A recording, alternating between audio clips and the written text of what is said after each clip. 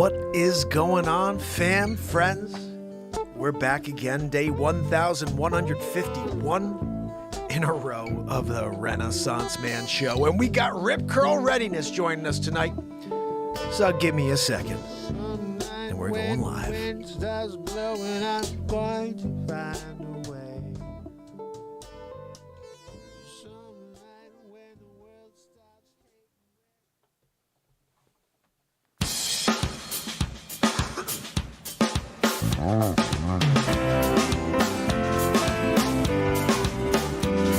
It's Thursday. It's Mark Pires. I was walking down the road And today. it's Renaissance Man. Another way. I'm here to ease my mind and help my living. It's Renaissance Man. It's the daily variety show, Mark Pires Renaissance Man. I'm here to connect with you, to amplify your current state. And I'm here with you on day 1151 in a row of the Renaissance Man Show. And we're going to get into it just like we do every single day. But we have a very special show for you tonight. My friend, my very good friend, who I haven't had a chance to see on the show yet, is here with us tonight. Rip Curl Readiness, a prepping master, and someone who's going to help me today get ready for the worst, which I think is right on the other side of this night or this week or this month. Nobody can tell for sure, but I do know we're trying to separate from it. But this is a night where we're going to get some information. If you're not out there and you're prepped and ready for something, you know, like a power outage or something even worse, this is what Rip is going to help us with today. So I'm going to get him on the air now. Zabrowski, I'm sorry, I'm going to try to get your woo-hoo in, but we may not get a woo-hoo. I'll keep you on lightly in the background, so at least we can get Ripper in, and we're going to see if we can get a woo-hoo for Ripper as well. Rip, you there, buddy? Ripper, my brother, I see. Let me see if I have to ask you to put on your volume.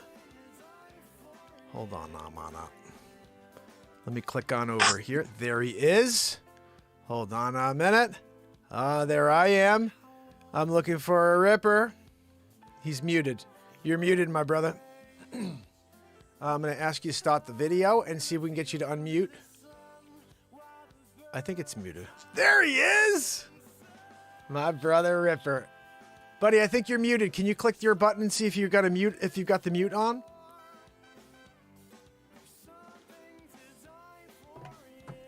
Let me see if that's working yet. I'm turning this down and off, actually. Oh, wait, Zabrowski. We got to keep Zabrowski in there for a second. Ripper, can you hear me? Yeah, I can hear you. Now I got you. Hey, buddy. How are you doing? Oh, man, it's so good to finally see you. We had a nice conversation a while back, but this is the first time we're face-to-face. Yeah. How are you doing? I'm doing okay. You know, it's a little scary, the world we're living in right now, you know? Oh, man. I'm sure there's a lot we could talk about on that front. Man, I saw a video today that it just made my the hair stand up, you know what I mean? What did you see? So one of the guys I kind of know that does some videos, it was literally raw footage coming from people's phones that's getting out from over there. Oh, my goodness. And one of them, the very first one that it shows, the guy's name is Prepper Now, and he just played raw footage. He didn't say anything during it, just let you watch. And I'll tell you what, the very first one, you're sitting there and you hear people in this, either a house or a store or something. It's hard to make out where it's at. And then all of a sudden, you just see a rocket launch and it literally lands in the building right to the right of them. I mean, not like away from them. It looked like it was headed straight for them. And you could hear kids and women and everything just carrying on and scrambling out of there. And I'm just like, could you imagine what that's like to live in that? Well, the scarier thing is that we take everything for granted because we've been lucky to not have that on our soil. But the reality is, if there's ever a day, and I pray there's not, that is like a 9/11. Just think about that was one event where, two planes just in New York City, but the two planes in New York City and the catastrophe that took place. But imagine if missiles were landing in buildings in the Bronx or in New York City. That would be the most frightening day. And here's the craziest thing. I don't even know how anybody feels about Putin. I don't know how I feel about Putin. I think obviously I know he's a tyrant, but there was a video that I saw, and the video said something like this. And I'll do my best Putin impression, which is probably dead on. He's like, he basically had Bill Clinton come in 2000. And he said to Bill Clinton, you know, I'd like to, you know, what do you think about Russia becoming part of NATO again, you know? And he said, I'll spare you the details of what he said, but he basically, he was very reserved with his response. He said, okay, you don't want to be my friend. You don't want to be my ally. I get it, but why make us an enemy? And I thought that was all he said. And I thought about that for a second. Okay, so you don't want to be our friend. You don't want to be our ally. Why make us an enemy? And then I thought about it, because we need an enemy. That's why they do it. If there was a way the world, and everybody hated the previous president, but he got along with these dictators, and he's in bed with them. No, he's somebody who knows how to have peace on this planet, because you have to allow people to run their countries the way they run them, and hopefully not have world wars. You know, well, look where we are. We had a Democrat president who brought us to war. We have he didn't. He kept the war going. And now we have one who's just basically destroying our country as we see it. So anyway. Well, yeah, and even the last president, the way I understand, I think people are starting to see now, at least some will never admit to that he is anything but the bad orange man bad, right? Yeah. But if you start looking at some of the things he was trying to do that our current leader has just did away with on day one, man, they were all things he identified, even so much as even with the UN and NATO and stuff. He went in and said, look, you're not paying your share. Why should we pay ours? Exactly. Yeah. And he was trying to make the point that, you know what? I think he was like, we don't need to be, if everybody's not going to play, then we shouldn't be the world's, police force. Oh, exactly. And I think that's kind of what spurs this on, because now with what we have now, and, you've got the UN and NATO knocking on the door of Russia. Well, of course that leader's going to be like, hey, what's going on here? I'm getting a little nervous about it, and I don't know the right or wrong, because I haven't lived in it like those people have. No. And I don't know who's right and who's wrong. I think there's a little bit of both on both sides. And I think there's probably on both sides, both of those guys have done some pretty awful things in their time.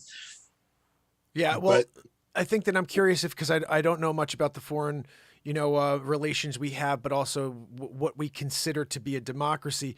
I'm hearing that Ukraine is not what we are been told it is, first of all, and that they're a little bit more of communist based or whatever it is that they've got going on in there. It's not like they're a democracy and we're treating it like they're like us or something. But again, I don't know either or. I just think that I'm on the outside trying not to watch the news and I had this theory that if we all just said we're not going to go to war, and we just believe it's not going to happen, then as a consensus, it won't happen. But as we all start to say, geez, we're going to war, we're going to freaking war. And it's almost like they throw it out there to see how the people respond. For 3 weeks, they're like, oh, it's next Wednesday. Everybody should have just been like, nope, we're not going to war. If you saw my content for 2 weeks, I was doing that. I'm like, we're not going to war. Because if you put it out there, and if you put it out there that we're going to war and everybody does, then it's absolutely happening. And look where we are right now. But what I wanted to ask is, this is one country that has terrifying nuclear weapons. They've got, I think, is Russia the only one that has the supersonic, or is it China has the supersonic missile? The hypersonics. Yeah, well, Russia claims that they have theirs, and China also claims it. I think China's actually had successful tests. Russia had what they call at least one successful test. I know they've had a few tests. One, it missed the mark by, I don't know, it was like a few miles, right? Like 12, 14 miles, right? But it successfully did what it was supposed to. It went up into the atmosphere. And it took off at the speeds. Back down and then, landed within 14 miles of its target. So, they obviously have these things that are brand new. It's almost like kids with brand new toys. They want to try them out, it seems like, but they have all these new things that we won't be able to react to. And, I kind of wonder, and I have my doubts on whether or not our leadership would let us know, even if something was inevitable. Well, you know what scared me? I thought about this today. It's funny you say that, but the way they mask the truth from the outdoors in here, and they pitch this whole, doom and gloom to us. If it was flipped and we had activities going on in the United States from foreign countries, I started thinking the same thing as you today. Would they hide all of it from us in order to pretend like we're so strong or whatever they do? Or if they're the people who are running this, we know are run by like 4 different people who specifically want this message of division and hate. And so they just want to continue to seed that and pretend it's not as bad as it is and do the flip. And I'm thinking to myself, man, we're in such a bad place right now. Everyone needs to shut off the TVs. That's really the only answer. Well, that's the one thing that is the consistent, I think, out there is the one weapon they use and use well is division. Yeah. All kinds of ways they do it, whether it be the media, whether it be social media, whether it be, the propaganda that they put out there, as far as, you never know what's right and what's true. And I think a lot of it can have a little bit of truth and then a bit of exaggeration. But they want us to do is keep us divided, fighting each other, because as we've seen in our northern country there, Canada, right? That's a pretty big deal that's happened up there. Oh yeah. And we see how, Mr. Sparkle Socks or whatever you want to call him, and people call him all kinds of things, but you see how Trudeau has reacted to it. And it's pretty, tyrannical in a way. I mean, I heard reports of people even getting their accounts frozen for donating, just buying a t-shirt to support the thing. They found record of it and they freeze their accounts, and I don't know if that's true or not. I'm just saying that's what I'm hearing out there, and from people that are on social media as well as the news. There's a lot of things going on there that people right now, like I just was talking with somebody and they were saying, oh, well, I don't think that'll ever happen here. Well, we're about ready to find out, because it's already going. Yeah. I mean, there are on the road, you can see live streams that go with that, and to go along with that keeping us divided. I thought it was interesting because they immediately came out and said, oh, this whole protest is violent. There's all this damage going on and stuff like that. Yet there are live streamers out there streaming it. And there's peaceful. Nothing of the sort like that. Yeah. It's all peaceful. And I think this is the messaging that we're getting, is people don't want to do the research. They just want to listen to the talking heads. The problem with the talking heads is they're all paid by somebody, and they're not paid by the truth speakers. They're paid by the people who want to push an agenda.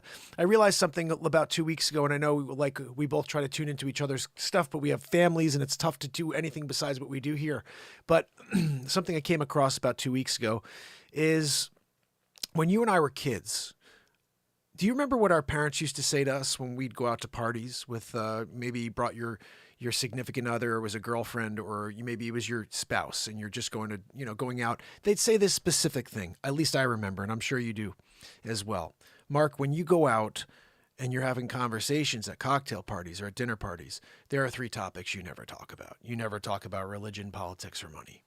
Well, we are in 2022 in the cocktail party of life, the dinner party of life, and all we are talking about is religion, politics, and money. And it's forced through the algorithms, as you say, and I say, it's about division, it's about hatred. But if you step back for 1 second and say, geez, there's about 6 billion subjects out there that Ripper and I can connect on, and every single person on the planet can connect on, but they refuse to allow us to even think about those subjects. They want us to be consumed with the 3 subjects our parents told us to never speak about. That is a great point. And, that's part of the reason why I think you and I both have started the kind of channels we are, is there's enough negativity out there, and everything has to have a negative spin on it. Of course, people who prepare or are preparedness minded these days are considered to be the problem. Yeah. And there's no food, and it's their fault that this is all happening, and they're doing all of these violent, and of course now we're white supremacists too. Well, anybody who believes in their, anybody who believes in their, yeah, You're not white. But you know what? Anybody who believes in their freedom is considered a white supremacist in 2021, 2022. Isn't that what it Right. seems like? Funny thing is, and I think you would think this too, I never thought about that Oh, yeah, I know. until just recently because I'm forced to. Exactly.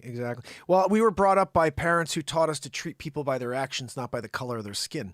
And the reality is, I say this a lot, but if there was 100 people in a room, they're all considered white, which there is no such thing. But if they were white and they're jerks, I don't want to be around them. You put me in a room with 100 black people and they're nice people with light coming out of their hearts. Those are my best friends in the world, because my best friends in this entire life of mine, they've been people that have great hearts. Not, oh, geez, that person doesn't have the right skin color. I'm like, what year are we in? Oh, yeah, I guess we've gone back 60 years. We didn't have a president who was black for 2 terms. Am I missing something here? You know, so I wanted to share something pretty crazy, Rip. I don't know if you saw yesterday, but I found this. Okay, this is a Bible from 1775. Okay, and I had this for 8 years, and I never thought about this. It's been sitting here, and the Mandela stuff came up, so I was like, let me look in it. 1775, the New Testament, 1776. When you get to the New Testament, in the inside here, you see this. There are these names. Can you see that on the screen at all? So there's these names on the inside. It's the people who own the book, own this Bible. And in 1744, Stephen Howell was born on October 23rd. Okay. So I said, you know what? Let me just see who this guy was. He's probably it's from Cambridge. This is a Cambridge Bible from 1775. So I'm like, it's probably somebody from Britain. Stephen Howell was a captain in the American Revolutionary Army. He stood up at the commencement of the Revolutionary War and stood next to George Washington to fight by his side, to gain the freedom that we so willingly want to get rid of. This man, he didn't lose his life, but he put his life on the line to secure the freedom that you and I so hard are fighting for on a daily basis now. And I thought, wow, 1775, a patriot who fought for this country's freedom. And hundreds of years later, there's a guy who's been alive for 1,151 days in a row trying to do the same thing. Is that not crazy that I have a captain in the Revolutionary Army's Bible? Right here, that's been behind me for the last 1,151 days I've been doing this show. Freedom is right here. I'm not letting this go. I'm not letting my freedom go. Right. And people these days, and I say this all the time to people, it seems like they've become complacent and compliant. And it's not to say that you have to be radical in order to stand up for your rights and freedoms, or even negative. I think we have to all rise above that. I see, whether it's drama on YouTube or any argument that happens or any two people that can't get along, the biggest thing I see being the problem is the inability to just communicate like healthy adults. Oh, yes. Right? So true. This has been something that has been, I think, for decades now, taught to us to get us into the position we're at right now. And how I'll back that up is I'll say one thing. Back in the day, people that prepared, or whatever, whether you want to call them preppers, homesteaders, survivalists, all that kind of stuff, they didn't call it any of that. They called it living. Yeah. That's true. Right? That's true. That's how you survived. Yeah. And it wasn't until all of this industrial revolution and, of course, the money that comes with it, I think. And, of course, like you said, that made those big families that are controlling things right now, trying to make their agenda. They were the ones that profited from it back then. And they just kind of rode it until I think they just ran out of what to do now. And now there's so many people, they're just like, now they're on the reverse. They're like, yeah, you know what? They've all forgotten how to do that. They're all nothing but a bunch of useless eaters. And, we need to shift gears here and do something different. And, and I think that because we lost that ability, back then people did meet in a 1776. I mean, that was just a bunch of people that believed in freedom and rights that met in a bar again and again until they finally figured out what they were going to do, and they did it.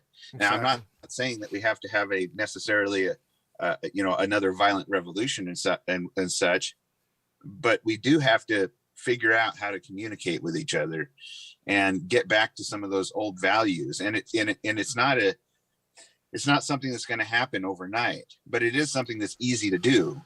You can prepare very easily for emergency and events, just like they did back then. It's just about thinking about what could happen and putting something aside for it, and not feeding the beast right now that they've put on us, which is like, oh, you need the new this, and you need the new that, and you need to do this, and you need to be on this app and this thing. And you know what I mean? Yeah. If you just focus on what really is truly important, your family, then your friends, and of course, God, you have to have a faith as well, and whatever your faith may be. But they've pushed us away from all of those core beliefs that got us to where we're at. And now they're using that complacency, and because people right now have too much to lose. It's amazing, because you'd be surprised at how many people probably right now don't even know we're in a conflict over there. Well, yeah, they don't tell you. They don't tell you what you need to know in this country. That's been clear for years and years. But it's now become a. This is where I see this. We have a virus. The virus is the media. And the more you listen to the media, the more you're infected with the lie. And nothing is true. There's not one grain of truth. There's a basis of truth, but none of it is true. It's so weird. It's so hard to explain that. But there's a concept of truth that they continue to swim around. And then when whatever there is that it's a lie, well, it's all you'll hear about. And then they'll put some sort of spin on it to make you think it's true. And the whole thing is weird, but you have to do things like what we're trying to do is get people to step away from it. And I realized that everything in life is about perspective. If you are standing around something 24 hours a day, you can never see how bad it is. And this is why we do, or at least this is why I've been showing up for 3+ years every day, is I say, okay, even if you can come for a minute, if it's something that can help you get perspective in the world you're living in. We all live in a different world. This is why they say universe. It's our universe. We all have our own universe. But if we're not able to separate from all of the proximity, we can't see what's really going on. The too close thing takes hold. You're too close. And the fear, when they push the fear, you become too close. And that's why stepping away, you watch Ripper and he's talking to you about how you can be ready for something coming, or you come here and you listen to a piece of music or a piece of comedy. It helps you break down what's going on and say, wait a second, there's a moment going on, because the only thing that matters in this existence of ours is this very second that Ripper and I are sharing. Everything else has happened, or it's a future that does not exist. So we have to realize that, okay, yeah, I know you got a lot going on in your life, and I know you have work, and I know tomorrow you have things you may want to do, you think you have to do, but right this very second, tune in, because Rip and I are here in the moment, and this is where all the magic of life is taking place, right here. And this is what we have to remind ourselves of constantly, is bring ourselves back to center, because everything they're doing is it's taking you away from that beautiful thing, which is this moment. We have to figure out how to hold on to it as long as possible. Well, yeah. And I think everything out there that you're subjected to, it kind of adds to taking you away from exactly what you're talking about. That's kind of what I was relating to back in the days of our great grandparents and whatnot. They lived in the moment because that's all there was. Exactly. It was that simple. And that's the reason for the complacency and the compliance that people do, is because they've been weighted down by so much stuff. Debt is a bad one, and you have to have the house and the car, and then you got to take care of the kids, and they put all this weight on you. Yep. And it's mainly created by selling you on this idea of debt. And don't worry about it, you can just you'll make it. You just get put it on the card, and before long you're so busy working on that you don't feel like you can even stop for a second and look at what really is happening and what really truly is important. because then they want to sell you on the newest thing, which then when you buy that newest thing, it puts you even further in debt, which means you got to work even harder and stress even more and all those things. So people don't come together anymore. And even with what they just did recently with, telling us to all stay home and wear masks, that's even further separation. Yep. And so that, and I find that so sad because I mean, and I think all of us can relate to this. It happened to me. My mom and my sister are scared to death. Yeah. I've got family members like that too. Of going and getting sick and everything that they've put into their minds. And it's not to say that it isn't a real thing. Exactly. It's just been overblown day out for an entire year, almost 2 years now, of beating it into your head that now people are just like, I don't know, and they don't even want to deal with it. You know what's interesting, Ripper? You reminded me of something too, because what that really, it's like this goes back to the old school biblical, good against evil. And if you think about it, the devil is always trying to tempt us with things. And you were talking about this with a roundabout, but imagine this: every time you have to go get that new thing, that new car, the new house, these are all temptations from the devil to take you away from the moment. Because as you said, the more you have hanging over you, the more you can't focus on this very second. And what if the devil's ultimate goal was to steal the moment from you? Think about that right. for a second. It's not even about your soul. Your soul is this very second. That's why I have to say I'm trying to always understand myself, as we all do this throughout life.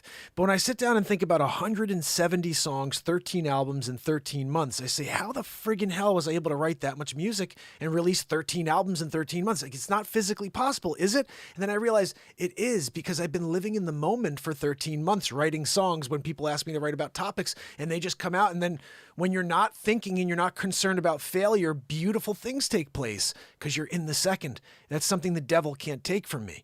And I was telling this story the other day. It's 2/22/2022. It's the day of Ascension. And I get a call from Ford. Now, I'm not sure if you know this, but I got a Ford Mustang Mach-E back in July. It's the new electric Mustang, right? And it's given me nothing but trouble. It died a month and 2 weeks ago while I was driving it, and they can't get it started still. So on 2/22/2022, the day that we're all supposed to stay here because you're supposed to ascend that day, I get a call from Ford saying they will not be buying the car back or calling it a lemon, and that if I don't like that decision, I have to sue them. I just got the car less than 6 months ago. It's dead. The thing I originally brought in at less than 9,000 miles is still an issue. They've never fixed it. That's a lemon. And so they specifically, on the day I'm supposed to ascend as the positivity platform guy, it was like the devil trying to take my ability to ascend away from me. But you know what I did? And this is something I realized, you can't ever let this happen to you. I vented to the lady about the truth. And I said, this is the twilight zone. You don't come back when a guy's owned a car for less than 6 months, and they don't even have a car to give me. So I have to somehow rent a car while paying for a car that's in the shop. This whole thing is like insane. And so I'm yelling at the lady, but at the very end, I said, you know what? Thank you for letting me vent. And I said, I'm not intending to yell at you. I'm yelling at this situation. And I said, and I wanted you to know, this is the worst day in the world that you guys could be doing this to me, but I want you to know something. I said everything I need to say, and I'm getting off this phone, and I'm going to be smiling the rest of the day. And I didn't think about it until 12:05 or whatever, and then I talked about it in 2:22, 2:23. But you have to separate yourself from the negativity of the world, especially when it's trying to take you away from something like ascension. And you have to be able to do it. You can't and this is what I got to tie in the better point you made. The reason why people comply is very simple. You nailed it. When you don't live in the moment, when you have no ability to separate from the distraction and live in the moment, when things like, oh, go get your bugaboo, and all these little, like these serious moments take place, like there's 55 people in the hospital. When these things happen, you're brought into the moment for the first time in a while, and it scares the friggin' hell out of people that don't live here with us. And then they say, I don't know how to handle, I got to do whatever they tell me to do because I don't know this. I'm used to my worried about that thing I did yesterday. And what am I going to do tomorrow for lunch? And this is the weird thing with our minds, is we're constantly forgetting that this is the only thing that is going on. And the only thing that actually happens in life is this second, and it's constant. There is no future. There is no past. It's just this. But we can't get our minds on that. And we keep distracting ourselves from the amazingness in this very second here, So I hope I made that point, but I feel like when we distract ourselves from this second, which is constant, we forget that this is the only thing that exists. Right. And you know, I think it helps too when you unplug yourself from anything that's negative. If you see something that's negative, don't react to it. Don't let the division happen. And I know it's not, that sounds like it's easy to do, but I mean, it certainly isn't. I mean, I'm 52 now, I think. And doesn't it suck it's when we taken me forget, this Ripper? long, and I'm not at it in any way, but to be able just to say, well, you know what? I throw my hands up. I turn it over to a higher power, whatever your higher power may be. And I say, look, I know that you're going to be there with me, and whatever happens, happens. And, you know, a famous little saying I always say is what are they going to do? Take my birthday away? That's a good point. You know, because if you kind of do that, and I know that sounds like telling people to just don't worry about your responsibilities. That's not what I mean. I mean, you still have to take care of things, but you also have to take care of yourself. You also have to, like you say, get yourself out of that, let's call it a beast system for lack of a better word, but remove yourself from that and say, look, I'm going to stick to the important things, the really important things. And it can be as basic as you want it. I've got to, it's not healthy to be negative. So I've got to, you know, have faith, let my mind rest at ease. Don't dwell so much on and that's kind of why I started the channel I did is don't dwell so much on the negatives of what could happen. Oh yeah. But there's nothing I can do about it. Now, it's okay to think about it in a sense that it's good to be informed, but there's nothing I'm going to do to stop what's happening over there. Oh, absolutely. Well, this is a good point. Is feeding on all the negativity going on across the globe is not going to do anything good for you at all.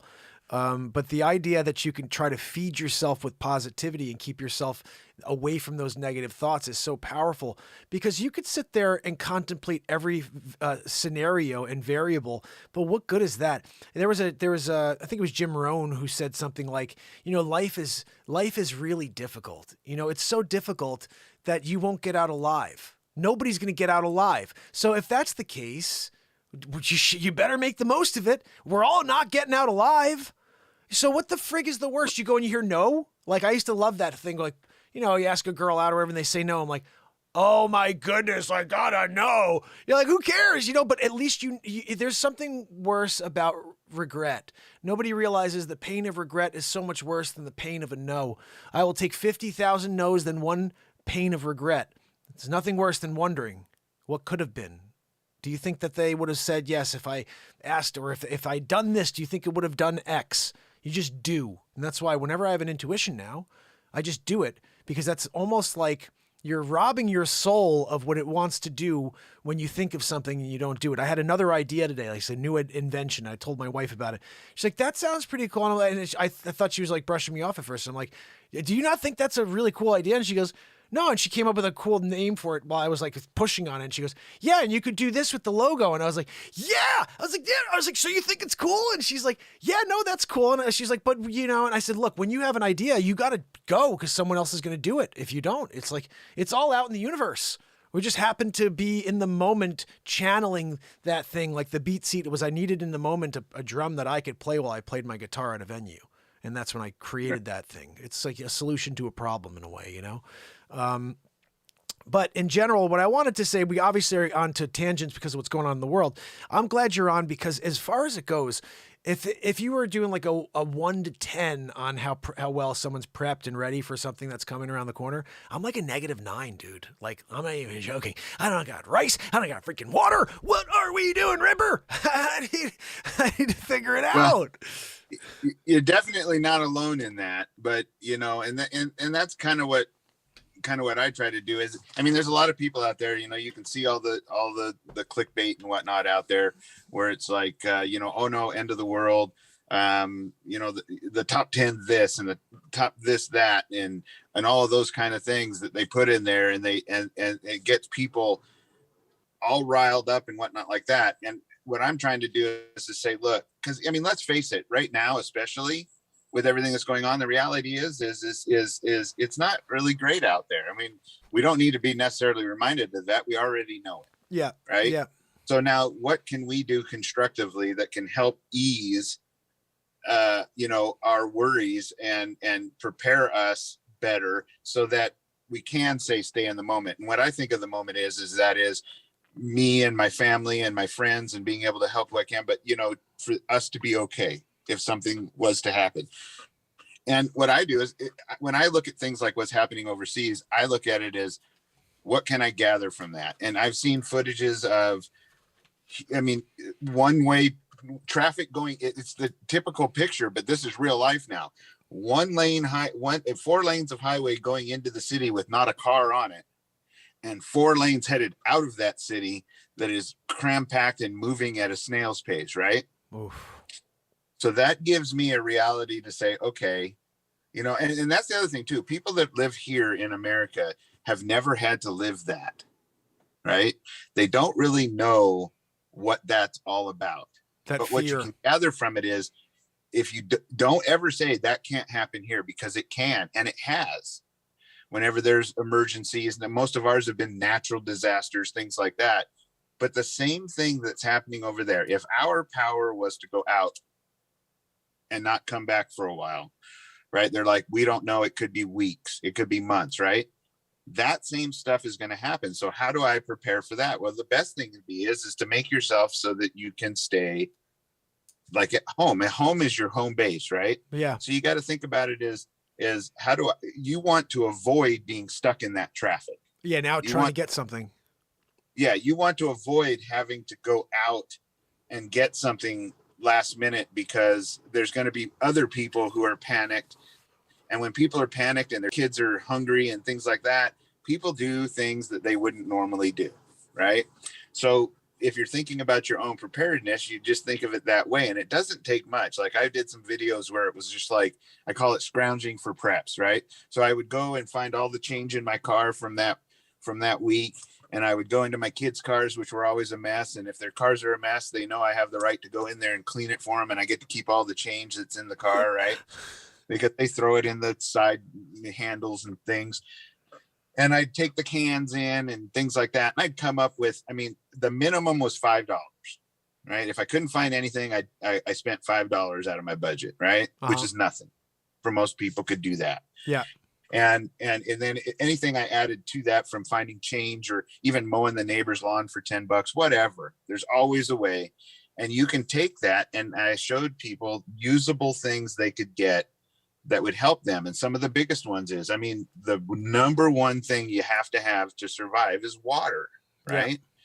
So, with that comes knowing your area too. Like here where I live, we're on a gravity feed water system. So and we're fortunate because it comes from a spring that feeds and actually combines a bunch of tributaries to make the Rogue River, which is that, great big Rogue River everybody knows about, right? Wow. Those springs are so deep. That's what they feed our city with here in the Rogue Valley, comes from those springs. And they've been pumping water forever and ever. And it's so clean. There's not even any trace of radioactivity from when we tested, nuclear stuff back in the day. Right. So you find that out, where do you get your water from? Is it dependent upon electric to get it to you? Right. Those kind of things. Like mine, I know that they pump it that water gets pumped up into tanks, or actually it gets gravity fed. It comes into tanks around the hills in our town, and then those go out into the water system. So the advantage to that is, if power goes out, there's a good chance you're still going to have a decent water source, because you can, as long as you're downhill from one of the tanks, right? Yeah. So you'll have time to get some water set aside. But, you should have some, gallons of water or water bottles and things like that you can rotate out, right? So you use them as your drinking water. And then when you empty one, you replace it. So every time you go in, you buy 2, but only use 1. Once you've used that 1, you go back in, you buy 2, you only use 1. And before long, I see. They're only 89 cents a piece. Before long, you have a backstock of water, right? So is that Even what you things suggest? simple as having just a tarp on hand and a 5-gallon bucket. You can set up a catchment system that catches water when it rains. And you, in one rainstorm, could fill up a 5-gallon bucket if it's a good sized storm. So water is the number one thing, right? And then the number two thing, of course, would be food. You got to have something to eat. And people think, well, yeah, but doesn't that cost a fortune to store food or to have a stockpile of food, right? Because most people don't know it. If you go to your city website, you know, every government city has a website, right? And it has a section for emergency preparedness, and it gives you guidelines of what they think you should do, right? Up until right before the COOF came around, right? It was, they said you wanted 2 weeks of food and water. Okay. So that, what they're saying is you got to be able to survive on what you have food and water wise in your home for 2 weeks. They changed that to 6 months. They should have 6 months already? Right. They changed that, at least in our site. And I think it's that way in most of the sites. If you go look at yours, now the recommendation is 6 months. Funny thing about that is Mormons, which I have a lot of friends that are Mormons, they're great people. They've always been that. That's been their philosophy is 6 months, at least minimum, right? Yep. Now they've changed that in our local government's websites saying 6 months, you know, at least in our area. Yeah. They did that, but it's still not that hard to do because, you know, you can just take think of it this way, the simplest way, 50 pound bag of rice. Okay. Right. And then you stick it you break it down into, you know, little gallon Ziploc bags, stick it in the freezer to kill off all of the, you know, because rice will have weevils and stuff in it, right? What? And you stick it in there for, you know, like 72 hours. Then you bring it out, let it dry out, and then you can just put it into a 5-gallon bucket that is lined with a Mylar bag. And I do videos and all this, but you know, a Mylar bag that goes in a 5-gallon bucket. You put the correct amount of oxygen absorbers. You know, those little irritating things you get in your pill bottles or anything you open up. Right. Those That's a desiccant. So that'll remove like moisture and air and whatnot from the bag. Right. Oh, wow. Okay. So based upon, and you can look it up on the internet. There's all kinds of places. Just say how much for 5 gallons of space or rice, how many cc's or millimeters or whatever of oxygen absorber do I need? And then you can buy those things all online as kits too. They're not expensive. And then you just fill the bucket up with rice, put that in there, squish all the air out, seal it up with your wife's hair straightener, right? And there you have it. And it'll actually, as it kind of, that packet sucks a lot of that air and stuff out, it will tend to even not vacuum seal the bag, but kind of like suck some of it out, right? Oh, wow. Just by doing that, just by putting basically rice and an oxygen absorber in, you know, in a 5-gallon bucket, costs you can fill up a lot of 5-gallon buckets with 50 pounds of rice.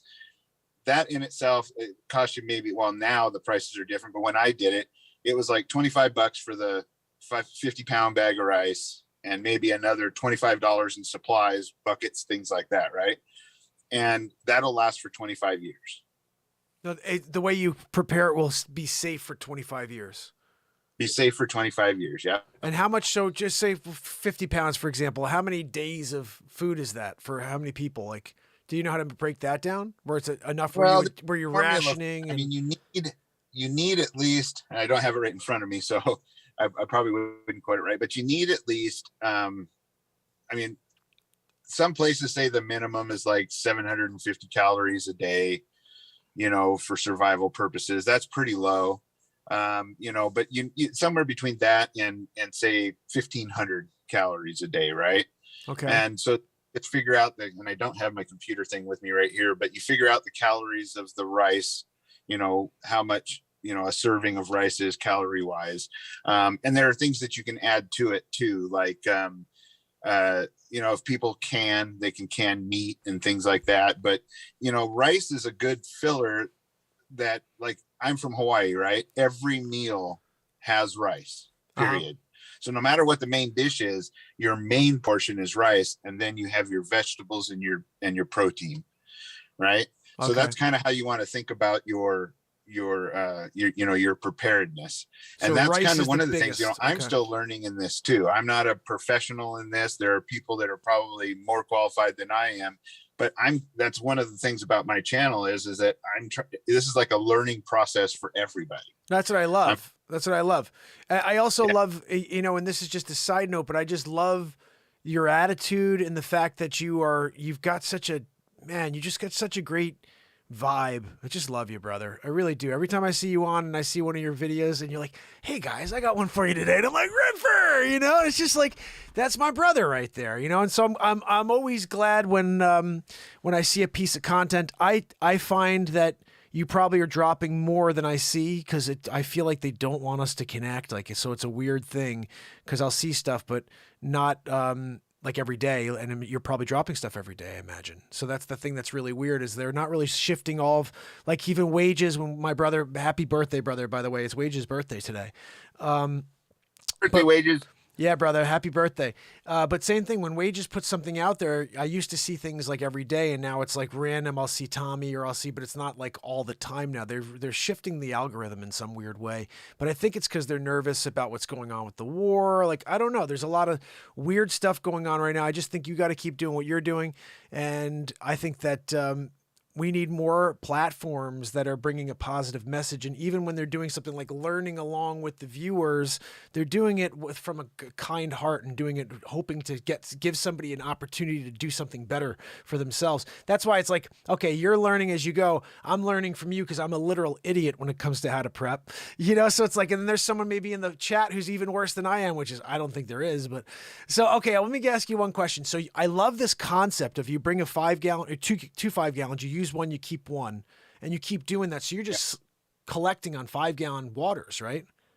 Do that with everything you do. So say you're putting, so say every day you budget, or every week when you do your grocery shopping, you budget, say, let's say $20, right? So, you get, water right now for a gallon jug is about 89 cents to $1 a piece. It looks like my son came home for the weekend. Oh, nice. He just drove by. So you get at least 2 because you're going to drink one, but you're going to put one back. And that's how you get started. You buy 2.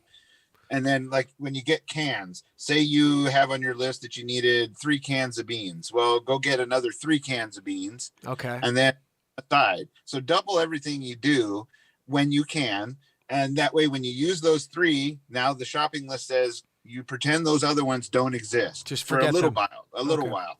And then what you do is when the next time you go, you buy 3 more cans and then 3 more cans. So you had 3, you buy 3 more. And the reason you're doing that is you'll just shift, just like you're facing at a store. You'll shift the oldest ones forward and use those to eat with. And that's the key to, you'll watch a lot of these prepping channels, and there's a lot of great ones out there. There really is. You want to find the ones that are comfortable with being themselves and being, not being perfect and being wrong, and that have good information. But you'll see that they tell you prep what you're going to eat. One mistake a lot of people will be is like, say you don't like rice at all and you don't eat chili in a can, right? Well, then don't get that because you won't use it. You want to get you're wanting to prep your everyday things that you get. That you'll eat. That makes sense. And then keep rotating through it. But if you keep buying, 1 or 2 or 3 more than you needed in your shopping list and do that every time and set those back and then just keep, so when you buy a new one, you set it at the back, right? Yep. And as everything moves forward, you'll see that you're now storing more and more food. And then with that, there's a really great, what's his name? Prepper Nerd. If anybody wants to look up a cool system, Prepper Nerd actually has a computer system that helps you keep track of what you have stocked. And it goes by calories too. And it has all the different areas, awesome. But it also keeps track of calories. So now you know how many calories you have stored up, which breaks down. You can then just take that and divide it by the amount of calories you want per day, and it'll tell you how many days worth of food you have, right? Wow. It's great. And it it does it for all kinds of things, and he's always modifying it. So that's awesome. You know, And, what's interesting, but it's the same sort of system. It's about rotational things. So you just get what you normally get, that you do eat, that you're used to eating. I still recommend rice for people because it's easy to cook. Everybody knows how to do it, and it's a good filler. But some people will do beans, but with dried beans, there's more prep, right? So if you know how to do that, you got to boil the beans and get them, to an edible state, right?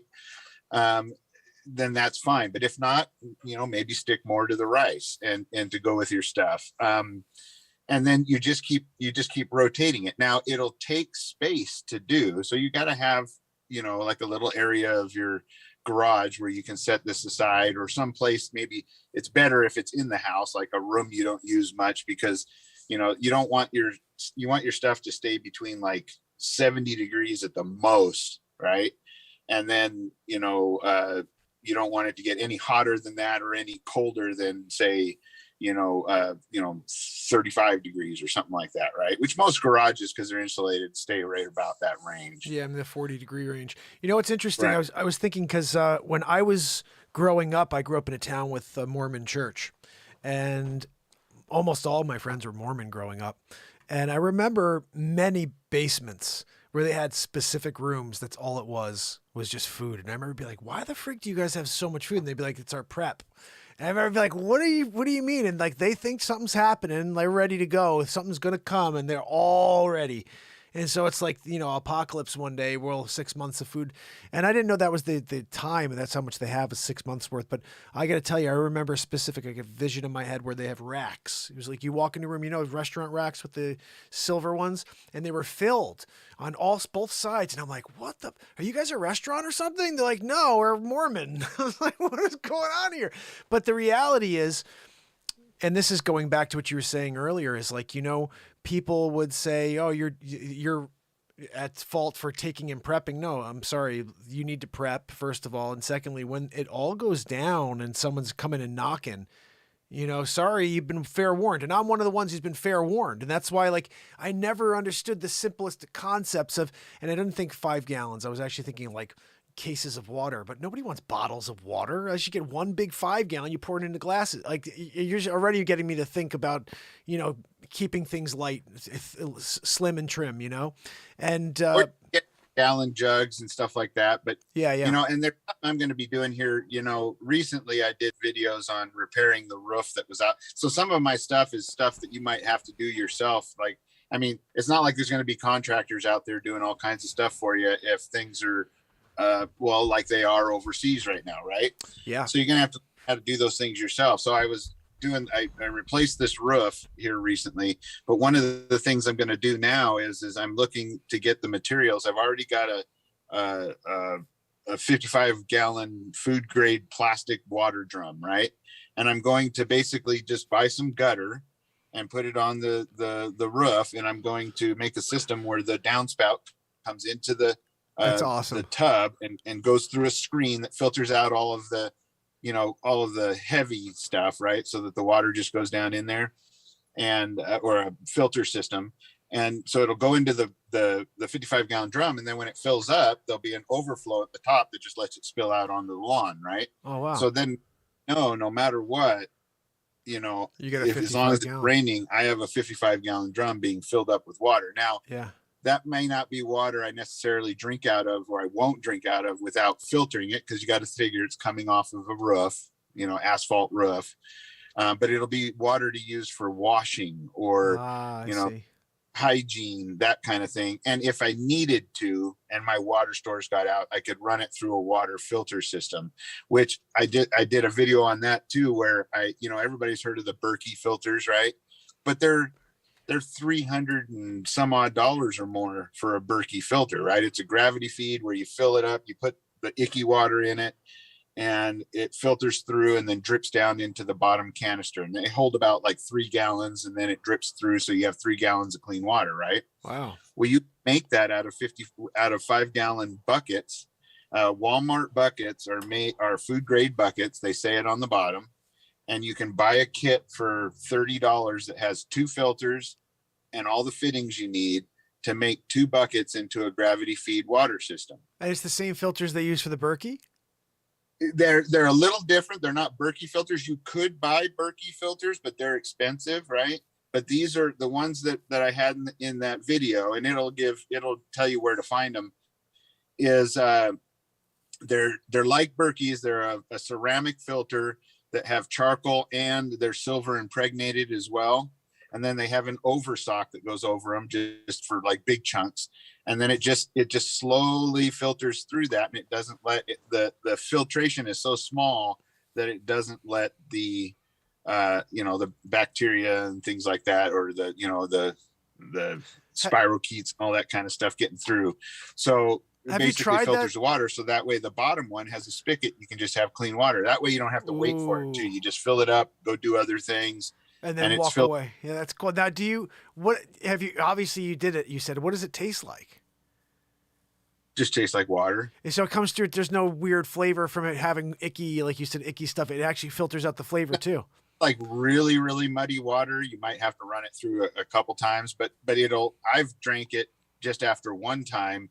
And even if it has a little bit of color, it doesn't really taste anything really weird. It's just the color. So it's mostly in your mind. But if you went and then poured it back through again, it would be it gets it pretty darn clean. So you went. The other thing you can do too is everybody knows what Sawyer filters are, the little Sawyer minis. Well, they actually have one that's a bucket kit that you can just hook on. You drill a hole in the bottom of the bucket and you hook on the filter to it, and it's watertight. And then you just pour the water in and you just turn the spigot on, and it just pours out of that, and it's clean.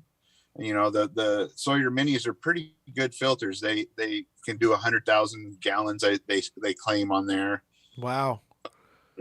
So let me ask you, did you, we're going back to 1984. Okay.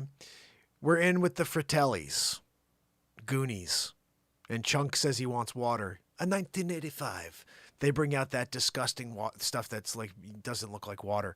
They didn't have one of those filtration systems, did they, Rip? At that restaurant. Mrs. Fratelli. Great. I'll tell you what, I've gone hiking with plenty of guys back in my younger days, and even my sort of not so younger days, guys that insisted upon drinking out of creeks and things like that, right? Yeah. And there's a certain science to that. You want it to look clear. You don't want to see a bunch of bugs in it. You don't want to see any dead animals to the side of the water. And they kind of just, they get it into the moving part of it and scoop a little water out. Sure. But in a situation where, say, things are a little bit, like an SHTF type of situation, hospitals, doctors aren't going to be readily available. The last thing you want is something like Giardia or Cryptosporidium or something like that, right? And that's something you would drink in like a public water, like just in like the river or whatever. Potentially. Yeah, Giardia is in a lot of water sources, is out in in the wild, right? And it's a stomach type of parasite. And honestly, they say that you can be treated and get over it, but you're never necessarily, it could come back, right? Oh, wow.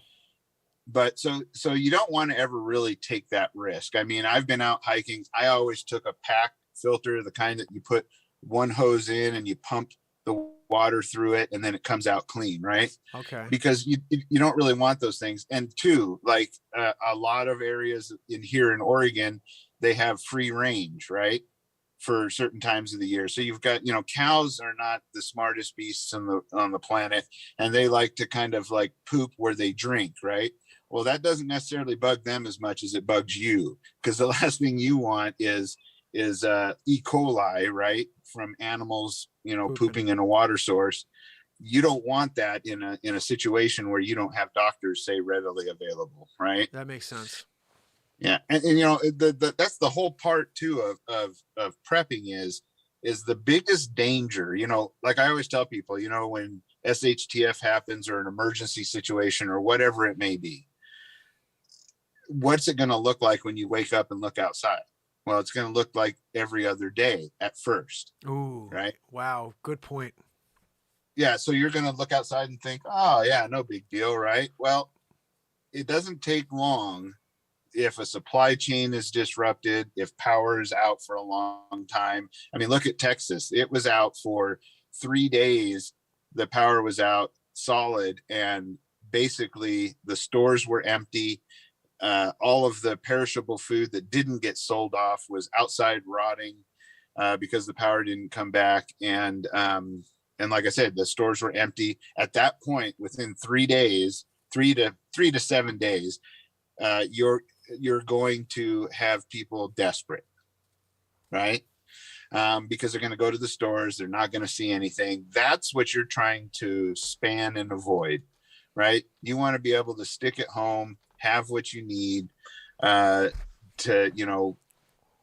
food, water, food, shelter, and a way to, heat and cook, those kind of things. And like I say, it doesn't take much.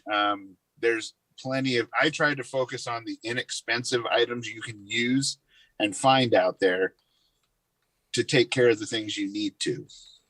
Well, that's the key, because, and I like how the scrounging for preps, because the idea is most people, when it comes down to it, are going to be scrounging to figure out how they're going to get anything. And once the spigot of everything turns off, and now it's a matter of who is able to survive, which almost gets me thinking about it. I always thought about, like, with Wage, a Carrington event, something like this happening again. And what happens when the people that are in this generation, and I'm almost part of it. Like, I thank goodness my father's a builder and I'm handy. But outside of that, my kids would be completely lost if we had to go out and forage. Like, now for me, I don't know how to hunt. You know what I mean? So, like, if it has to go to where I'm out there trying to kill the deer there's about 15 deer that come through my backyard. Now, if we are shut down, there's nothing else. I'm going out there. I got to figure that out. You know what I mean? But I don't have guns. You know what I mean? I should, because, right. It's the one thing that we should be all holding on to safely, just in case if someone's coming knocking on our door. But I just wouldn't be able to use it. And I spoke to a gun guy. He goes, if you wouldn't use it, don't get it. Because then if someone takes it from you, they'll use it. Well, I just did a top 5 SHTF firearms, and a lot of people, I guess, seem to agree with the list I had, because a lot of people think, oh yeah, I want an AR-15. Of course, that's number one, right? But just like what you said, we got to remember that our society has gotten away from hunting and fishing and hiking and homesteading and all of that kind of self-sufficiency stuff, right? Because everything's gotten into a right now supply chain, right? Basically, our supply chain. That's why they say if for some reason it gets interrupted, within 3 days the stores will be empty. Jeez. Right? It's a basically, the stores are getting food at the same pace that it's basically going out, and supplies and things like that. They do stock some in the back and stuff like that, but basically most places will tell you that 3 to 5 days and like that, if a supply chain was to be interrupted permanently or for a long period of time, the stores will be empty. So it's a just in time, they call it, supply chain. How long has it been like that? Society. People don't can anymore. Yeah. And I haven't yet. That's the next thing I've been working on and learning is canning food, growing your own garden and whatnot, and then canning it. Right. Oh, okay. This year I grew it and I dried it. And that's the least expensive, easiest thing to do to set food aside. You dry it, and what do you do with it once it's dried? Canning it. What do you do with it after it's dried? Is it just stay in do you put it in Ziplocs or something?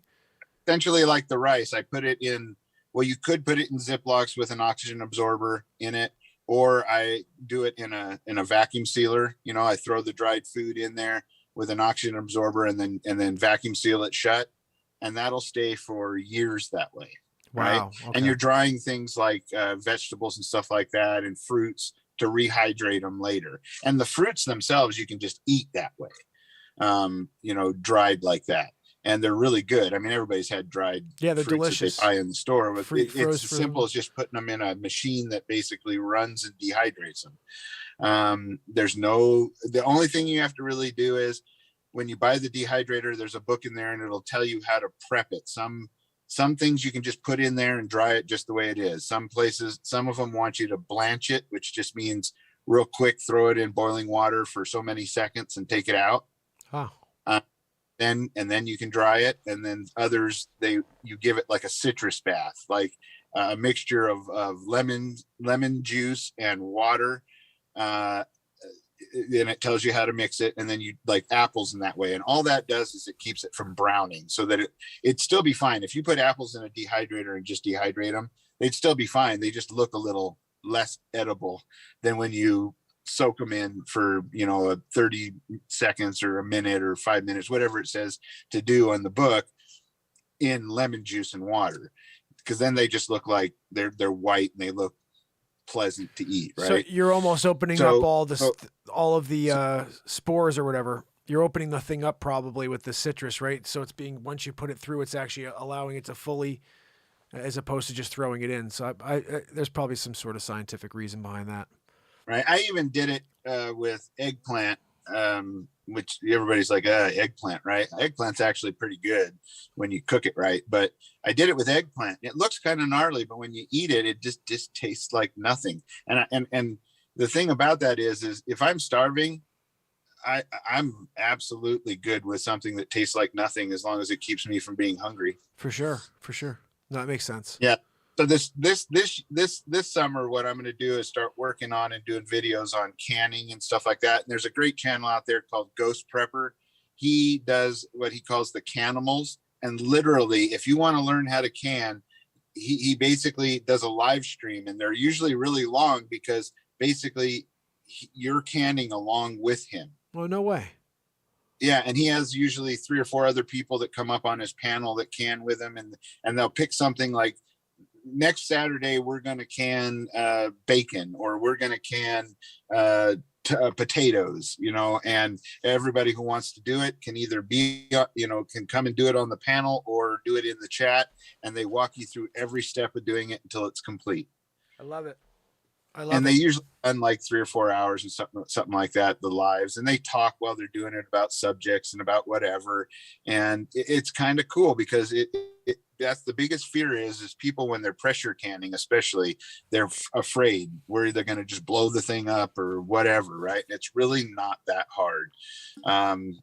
It's just about knowing the preparation to do it, and the times and how long it takes, and your elevation of where you live, and it's pretty easy to do. And there's tips and things, and there's also the same city websites will have there's a section in there where that goes over canning as well. Really? So yeah. I wonder, that's probably out in the West Coast for you. I'm pretty sure over here they have like an area on how to put your socks up at the right height. Like we're out on the East Coast. It's weird stuff. They don't allow you to learn how to prep. I feel like they want you to be really one of the ones in fear out here. They don't talk about this stuff on the East Coast. That's why I feel like you're a credit to people who are not aware, and you know what? We need more people thinking about others. I'm sick of all of this me. Let me push people down on the way up stuff. It's like, where the frig did these people grow up? I was taught, and this is more of a religious thing, but like, you lift people up, it actually does something to your soul, and at the end of the day, I had the greatest conversation today with a new client, and I found out they think very similar to me. And I realized in life, you come across people that you're meant to meet at certain times, because sometimes you need some sort of reflection, or you need some sort of perspective, or maybe they need something that you provide. But it all happens. Everything that's going on in this life is happening for a purpose. And sometimes I would say things to myself like, well, what if I had signed that deal I was going to sign back then? Or, all these weird things. I never would have invented the beat seat. I never would have had 3 kids and married this beautiful wife. And so everything you can't see in the moment when you're like, I should sign that deal, I don't have any perspective. But I always say this, one day in the future, I'm going to look back at that moment I didn't sign that deal, and I'm going to be grateful that I didn't. And I'm here now. Like, look, I'm a real estate agent. I don't make any money for doing this, but my soul is clear. And that's something, you know? And I know you can say the same thing. You go out and you make a video and you connect and you hear a comment back from somebody who's watching the Ripper and they say, thanks, Rip, because now I learned something that I didn't know. And you're like, in your mind, you may be saying, I just picked this up. I'm glad I could share one piece of wisdom with one of the Ripper family, you know, someone with the Rip family. And at the end of the day, that's a beautiful thing. And I'm just thankful to know you. And I want to also thank you at the very beginning when I'd been here for hundreds of days. No one knew I was here, but Rip gave me a call one day out of the blue and he just wanted to talk because he's, you know, appreciating the fact that I kept showing up to nobody, you know, and we just had a greatest conversation. And I just want to thank you again for that. That was such a cool thing for you to do that. I always find people are unwilling to open their heart to others, you know? Well, I kind of like to go through life, and I know some people will inevitably say that I'm being naive or not cautious or whatever.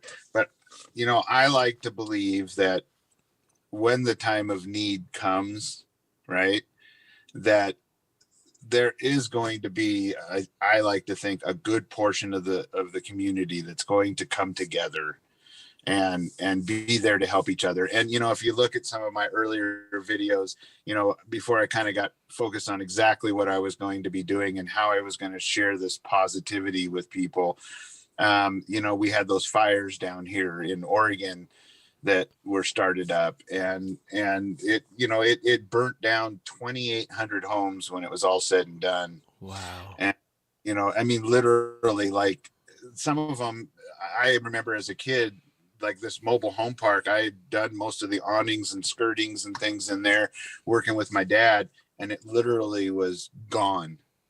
Like gone. You drove in there and even the steel frames for the things were melted and twisted down. I mean, there was nothing left. The cars parked out front were just like, they weren't even near what was burning.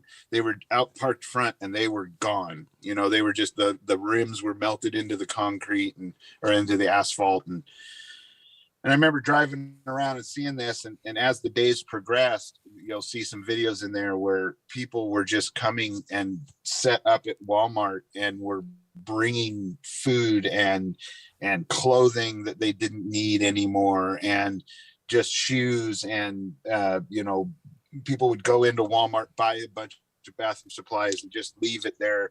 And then they had these little, it just kept growing, these tents coming up, because the community before, I mean, the government's always going to act slowly, city, federal, whatever it is. It's not going to happen right now. That is what is left up to us as good people. And that's what that was. It was getting people something so they could survive, because they just lost everything, right? Yeah. And you know, in watching all of this and watching people doing that, and it eventually came into, when they finally started getting help, they got a bunch of I think the government came in with a bunch of trailers, and people got to move into those, and they found people places to be eventually, but it took a while, some time, right? Yeah. And what that told me is, you know what? Since I like to be prepared, I think I should try to strive towards, you know, once you've gotten yourself to the place where you think you've got what you need to gap any kind of emergency, that's when you start thinking about, well, you know what, I should probably try to set back, you know, maybe just 5% or 10%, you know, by instead, now when I told you to buy extra cans, just buy one more extra can, but put that in a different bin. Right. And those are the kind of things where you're setting it up for people that would come to you in need. Oh, wow. So you have a secondary, like stockade, when someone does come knocking on the door, you're like, look, I'm prepped that I have enough for my family and for some people who do need assistance, where humanity still looks out for each other. And I think that's a wonderful thing. I think that everybody now, there's a there's a divide there. There's a lot of people that are like, man, that is dangerous, because once you help somebody, then they're going to come back for more. Compared to themselves, you know, they're going to come back. Yeah. And before long, when they get desperate and their daughter's starving, they may just take it. Yeah. Right. With force. Yeah. That is reality. But until that bridge is crossed, I'm going to take the higher road, and I'm going to be careful about it. You don't want to just come right out and go, yeah, I got plenty of stuff for you and you and you and you. No, you come out with your AK. You come out with your AR-15 and you hand him one can. Hey, I got one. Here you go. And you go as you hand it to him. Sorry, I didn't mean to do the clock thing. Or you never know. Like, I like to look at it as everybody's has a value, right? Nobody is not worth helping. You know what I mean? Because that's another thing too. There's a lot of people out there in the preparedness community, and I hear it and see it all the time, that says, well, I mean, I can't prepare because I can't afford it, or I'm disabled, right? So when the time comes, I'm done. You know what? That's, anybody that thinks that surviving or preparedness or prepping is a lone wolf thing, sure, it can be. But when you're talking long term, I always tell people, look, the gray man, not the gray man, but the lone wolf thing is a short-term answer to a long-term problem. You'll do fine for a little while, but to truly survive, I believe, for a long period of time, it takes a community. It takes a community of good people that come together to use their strengths in order to help everyone, right? And it doesn't mean that everybody's not going to have to provide something or do something or earn their keep, but just because you're disabled doesn't mean that we're just going to write you off. There's something that you can bring. I mean, there's knowledge, and that's, I think, where we got away from all this stuff. We started discounting the things that our elders and whatnot and our great grandparents, knew how to live and survive. And as the world changed, we just kind of wrote that off because we just, that's not going to be necessary. Nothing's ever going to happen. But, things still do happen. And let's bring it to a reality thing. I lost my health right a little bit before the coof came around. And, it was at a bad time, and it cost me because I couldn't work and things like that. So I had to make some changes. Had I been more prepared than I was, it would have been easier to get through that time. I wouldn't have had to have counted on other people as much and things like that. So, when we're talking about prepping, we're not just talking about end of the world stuff or SHTF or zombies or whatever. You're talking about just common sense to survive, periods of time when society tends to falter. You know what I mean? Because I do believe that it will pick back up again, because it has to. You can't have everybody out there just being Rambo taking care of themselves. It'll never work. Yeah, no, I agree with you. There's way too many variables on what comes next, but I never realized that we're 3 to 5 days out from being completely like, what do we do next? I'm refusing to let another day go by. Now, tomorrow it's going to be like a terrible day. It's supposed to snow, so I don't know if I'll be able to go out tomorrow. But then I'm talking to my wife about this tonight, and we're going to start doing the double up thing.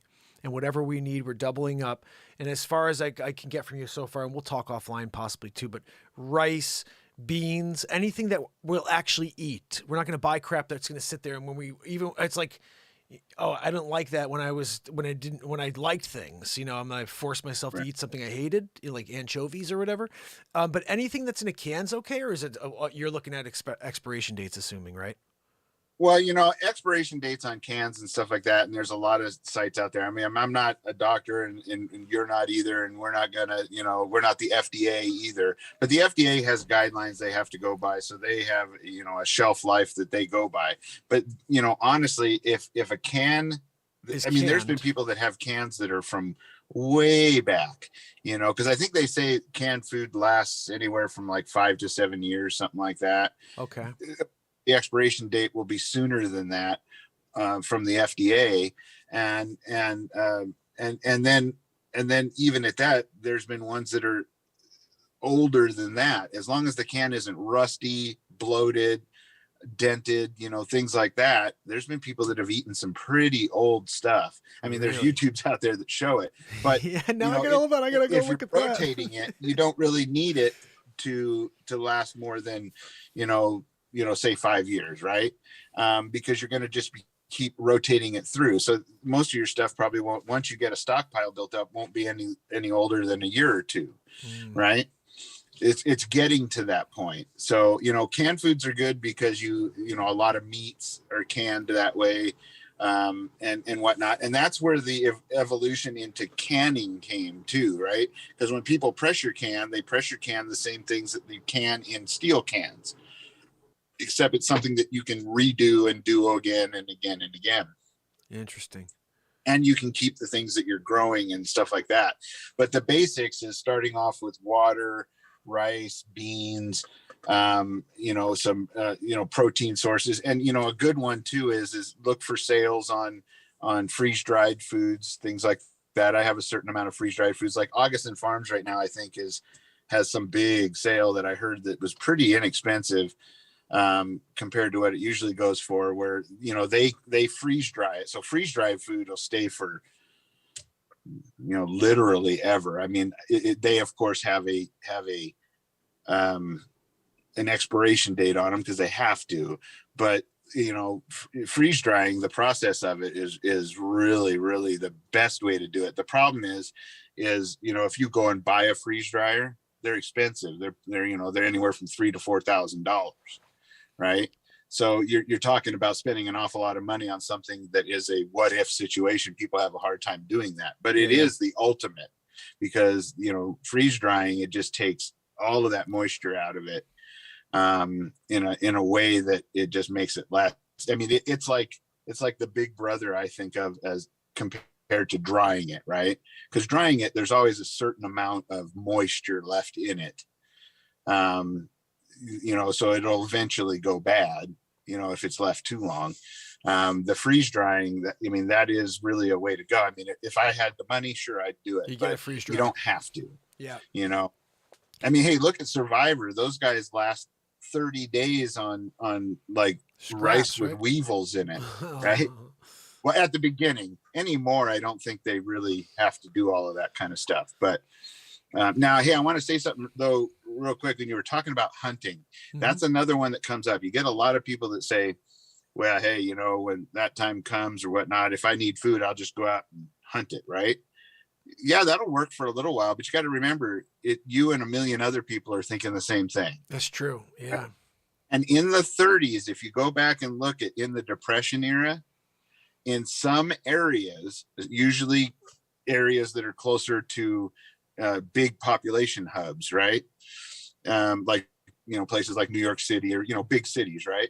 They literally just about hunted their deer and game like that into extinction. Wow. Was that bad? In the 30s, in those areas, right? Wow. So that also is it's influenced based upon where you live. Like I live in a valley called the Rogue Valley that has a bunch of little towns that have kind of grown together, right? All those little towns all in one, we have maybe 100,000 people. So that's considered small to anybody that lives in a metropolitan area, right? So our area, we might be able to go out and go hunting and stuff like that, but there's still going to be, if nobody planned, think of it this way, you think of the worst case scenario and then always hope for the best. So you can count on there being a lot of pressure. As it is right now, just normal hunting seasons here, it's enough pressure on the animals here that they've almost gone nocturnal. So you don't really see deer out during the day as much as you do at night. Of course, it's against the law to hunt at night, but if you went out like tonight and went out with a flashlight and looked around, you'd see deer everywhere. Really? But if you went out hunting during the daytime, they hide. You'd be hard pressed to find one. Yeah, that's because they're look, I don't want to get shot at, so I'm gonna be up so early in the morning that most people are still snoozing, and then I'm gonna come out and eat from dusk till 3 a.m, and then I'm gonna go lay down for the rest of the day. Yeah. No, I think that's interesting because we have a family of deer that live in the backyard, and before we put a fence in, we were like, we got a dog, and this dog, like, we can't leave the dog out because these deer, and then we have there's like a wolf or a fox that's always in the backyard. So we put this fence in, and now the only thing got is our dog Max like books to the fence, but these deer, I would say that they're so desensitized to humans, like nobody gives a crap about them around here. They're like walking around midday, 15, 20 of them in the backyard. And this guy who does our lawn, he's like, I'll come and shoot the freaking hell out of them. So he wanted to go out there with his bow and arrow last year. He came a few days and he was there. Like you said, he got there like middle of the night and he said, I got to be there at dawn. It's exactly what you just said. He's like, I got to be there before, as the sun's rising, that's when they're least expecting it or something like that. And he said he saw a buck. He was like, I'm going to get that buck, but he never got it. So I said, anytime you want to come back, there's freaking 15 in the backyard. But at the time, it's because I was nervous for the ticks and stuff. We got a ton of ticks here in Connecticut, which is crazy. Yeah. I don't know if you ever heard this, but right off of the northern part of the state in Connecticut is an island. And that's where this German scientist was working on ticks. And they said, wasn't that Jekyll Island or something like that? Jekyll Island, yeah, something like that, yeah. And that's where they say that's where this whole thing with Lyme's disease comes from. Right off of Lyme is where this island. But yeah, it's we're all dealing with these scientific experiments that come back to haunt us, like Dr. Weasel Frauci. Speaking of that, I was talking with my brother-in-law, and I know I shared a little bit, I think, with you about what he went through because he didn't want to get the old, the bugaboo. And he felt pressured into it because, of course, they weren't going to let him go fly and see his kids unless he, and he, of course, wants to see his kids and his grandkids and whatnot like that. And lo and behold, after doing that, he flies and goes and sees them. And ever since then, he's been pretty much in and out of the hospital and just had open heart surgery to deal with an issue that arose just because of that all of a sudden. Yeah. Right. And there's a lot more to it than that. I just, how YouTube is. So, of course. I'm not saying it's related to that. However, I will say one thing that was interesting is that the doctors, when he asked him that question, because he honestly believed that, and he made something beforehand. He goes, the way I look at it is this: and I agree with him. We're kind of caught in a catch-22 that we can't win. We're damned if we do, damned if we don't. Right? Yep. This is a new, somewhat experimental, fix for this coof. And, it has its bad side effects that are probably not being talked about as much as they should. Doctors even feel that way too. Just so you guys know, if you talk to your doctor and have an honest opinion, some are hardliners, but at the same time, if you get sick with it and you have underlying health issues and stuff like that, you're going to have, you could possibly have issues, right? Yeah. And that's because this is something, like you said, why are we messing around with things and making problems for ourselves? Now, I know that a lot of people are going to be out there, well, that's because that's what they want. They think there's too many of us. I don't disagree with that. But that's where complacency comes into hand, right? Why is it that whenever we see these obvious things, we can't say, you know what, that's not okay. Right. Well, and just as a whole, not fight each other on each sides of it. I mean, everybody can look at, okay, I'll give you a for instance. So if you've been following what's going on over in the Middle East and whatnot like that, lately our leader's been up talking to people, in his press conferences or whatever, right? These are just simple things that I think of. I'm kind of weird this way, and I don't know everything, but I find there to be a problem when the leader of my country has to look over at somebody and go, so is this where I'm supposed to yield to let this person talk? Or he says things like, I'm not supposed to answer that question. Or I don't think I'm supposed to answer any questions. And then he looks over at somebody else. Have we ever seen that before? No, never. You remind me because there was a great video of the Trumpers sitting across from a bunch of world leaders, including Merkel, and they're all sitting around a table. And it's a great video because he's like, "Are you kidding me? You're gonna take advantage of the United States forever? No, you have to." It was what you were talking about paying their fair share. He's like, "You guys don't pay freaking anything. You gotta pay us. You pay up. Are you freaking kidding me?" And they're all sitting around there like totally blown away that somebody actually called them out to their faces. Donald J did that. To their faces. It was like, "No, this is not going to stand. Excuse me. And I'm like, holy cow, this is brilliant. Guess what? They don't play it in American news because it makes him look good and makes, everything else about him look like untrue. And it's a sad thing because, the reality that we're dealing with right now is we do have a person who's sitting as a puppet in the Oval wearing a triple diaper, and he literally is taking cues from somebody. And he doesn't know what's going on. I feared that from the beginning. Like, you could see him. He's like, "Look, what am I supposed to do?" They're like, "Oh, we need you to sign this." He's like, "Huh? What am I signing?" They're like, "You said you'd sign it, Joe." He's like, "I did." And they're like, "Oh, okay." And now they're just forcing him to sign anything. He has no idea what's going on anymore. It's sad. Well, not to mention the latest stuff he's talking about is along the lines of we need to become more self-sufficient.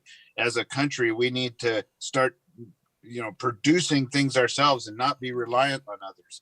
And I'm thinking to myself, stop for a minute. And I just want the people that voted for him, I just want them to say, does that not sound exactly like what his predecessor already had in place? Exactly. Because he saw that too, but now it's only because it's getting close to revoting time. Yes. And those things were all in place. Those 22 or whatever executive orders, which I think are being abused by every president. Yeah. Period. Yeah. Oh, yeah. But lately, it seems like each one does more and more of them. But those things were already all in place. Had we just left them in place, we would have been bringing a lot more industries back like that. Absolutely. And we lost you for a second. You're back. Okay. Yeah, I think my battery's getting ready to go. I had to put it on low power mode, right? Oh, no worries. No worries. Well, But, listen, I think that we need to start being able to have open discourse with each other about these things that show up without being offended by it. Right. Yes. This is called to people, because you know what? No one side is 100% right until we understand that, and be able to not only agree to disagree, but also agree to listen to each other and be able to say, you know what? Yeah, I kind of fell for the propaganda and that. And now that I see it, I mean, certain things people should be able to see and go, that's just not okay. Yeah. Absolutely. But you have to also remember that when people are speaking to each other, and this is what you just said, and I've been boiling it down to something simple, we have to understand, go into every conversation with the expectation that every person you're speaking to is so unique that they're going to have a completely different opinion than yours. And we have to go back to something that's called a mutual appreciation of each other's opinions. And if we can get there, where like Ripper's thinking this about this, and I may think this, but I'm listening to Rip, and I'm hearing what he has to say, and I may not agree with it, but at the end of that conversation, I'm going to say thank you for that conversation. And it reminded me of I met this guy at Home Depot, and this goes back to what I was saying, how we can connect on things they won't let us know about. I had the best conversation with this guy, Rip. He reminded me of like having a conversation with you, just coolest guy in the world. He had this like vibe to him, and we're chatting for about 15 minutes outside of Home Depot. And for some reason, I thought he was on my side. Based on how cool he was, I was like, this dude absolutely supports, freedom and all this stuff. And the moment the Trumper's name came up, and he was like, "Oh, I can't wait to check out your show," all this stuff. And then the moment the Trumper name came up, he goes, "He should be in jail." And I was like, "Huh?" He goes, "He's a racist. He's a xenophobe. He's a bigot." And he just starts spewing off all that BS that they made up about him for 5 years, And I'm looking at him, and we started yelling at each other in this conversation, across each other in each other's cars. We don't know each other, yelling at each other, going from really getting along to yelling at each other. However, he'd say something, I'd say something, back and forth. All of a sudden, I realized I have an appointment to get to, and he has an appointment to get to. And so I looked at him and I said, "Hey, listen, I'm sorry I got really upset, but I want to let you know something. I appreciate your smile," because he had a great smile. I said, "I appreciate your smile, and I'm glad that we can say what we just did and go into our days and say, yeah, we had a great conversation. We debated, And we were able to say, nice to meet you. Have a great day. And it wasn't go, hey, F that guy. And he said the same thing. He goes, you know what? I'm glad you said that. I was feeling the same thing. We both got our points apart. So there's nobody who won. It was still a lose-lose situation. We were both thinking our points were right, but we walked away having a mutual appreciation of each other's opinion. And if we can get back to that, this life can be great for everybody. And that's, I had no idea. And this is the whole, wow, holy cow, I thought this guy was on my side because he was so cool. You know why? We were talking about topics that everybody gets along on, sports or whatever else. That's why I'm like, if there's billions of things that we can connect on, why are they forcing those three? Because they make money on the advertising while we divide in the process. Scary, right. And scary. what the goal should be in any conversation is not to win. Yeah. The goal is to get the other person to just take the time to look into an alternate, and yourself, for you to listen, maybe yeah. hear something that you want to look into further. Because I found some things where I've had to say, look, you know what? That was pretty correct. That wasn't so, like, let's just say T-Man, he made some decisions that weren't okay. Oh, yeah, weren't for the sure. greatest. For sure. And I mean, when we're all, human, so that's going to happen, and this, it comes down to, I was telling you about my past and stuff. There was a time, I mean, I came from nothing, and then I, got married to my kids' mom, and they owned a building company. And so I became part of that. And so as a result, I became a builder developer and was successful at one time and did really well. Then the 2008 crisis boom thing, happened, and the banks really threw us out with the trash. And, even though we didn't miss a single payment, they were just like, nah, you don't need a line of credit. And you know what happens when you don't have money to work with. Right. So that, and I'm not bitter necessarily. I've accepted all of that because it's nothing I can change again anyway, but I learned from it, and I learned valuable things through that whole time because I was like a 21 at the time when I started, and there were guys that were way older than me that were basically my employees in a sense, right? They're subcontractors, but and I always respected their wisdom, you know what I mean? And I never tried to come on too strong. And one thing that I learned is even when you're going to criticize or try to talk to somebody about an alternate viewpoint and stuff like that, always start out with a positive. For sure. Yeah. And if you can't find a positive, then you need to look deeper into yourself and really think about it, because there's always something positive and valuable that somebody has said or done with their job before you criticize. The problem is, and for the longest time, I was customer service with this company. So I was the grease in the wheels. Even though I was an owner, I was the guy that kept everybody happy, right? And one thing I learned is that you always get those people, they call up and they're yelling from the very start. Oh, yeah. Now, I was fortunate that I didn't have as many of them. But one thing I learned is that you can't let any of that get to you. And even when they're totally out of line, you can just calmly say, you know what? It sounds like you're upset. I can understand that. I'm here to help you. How about I call you back? Diffuse the situation. Yeah. Let me know when a better time is for you, because I'm here for you. Right. And so techniques like that, where you've got these people. I mean, that's how society has gotten it. Instantly, you think you're getting screwed, or that's what you have to do to get something, right? But I've found through time that you don't really. You get further when you call up, and the first thing you say to somebody is, "Hey, this is so and so. How are you today?" Yeah. You set that tone. Even me as a customer, if I'm calling a place with a complaint or I need service on something or whatever, any phone call, I always call and say, hey, we don't even do that anymore. We don't even say, hey, this is Rip. How are you today? Yeah. Well, nobody. And then all those things like responding back, well, I'm good. Thank you for asking. Right.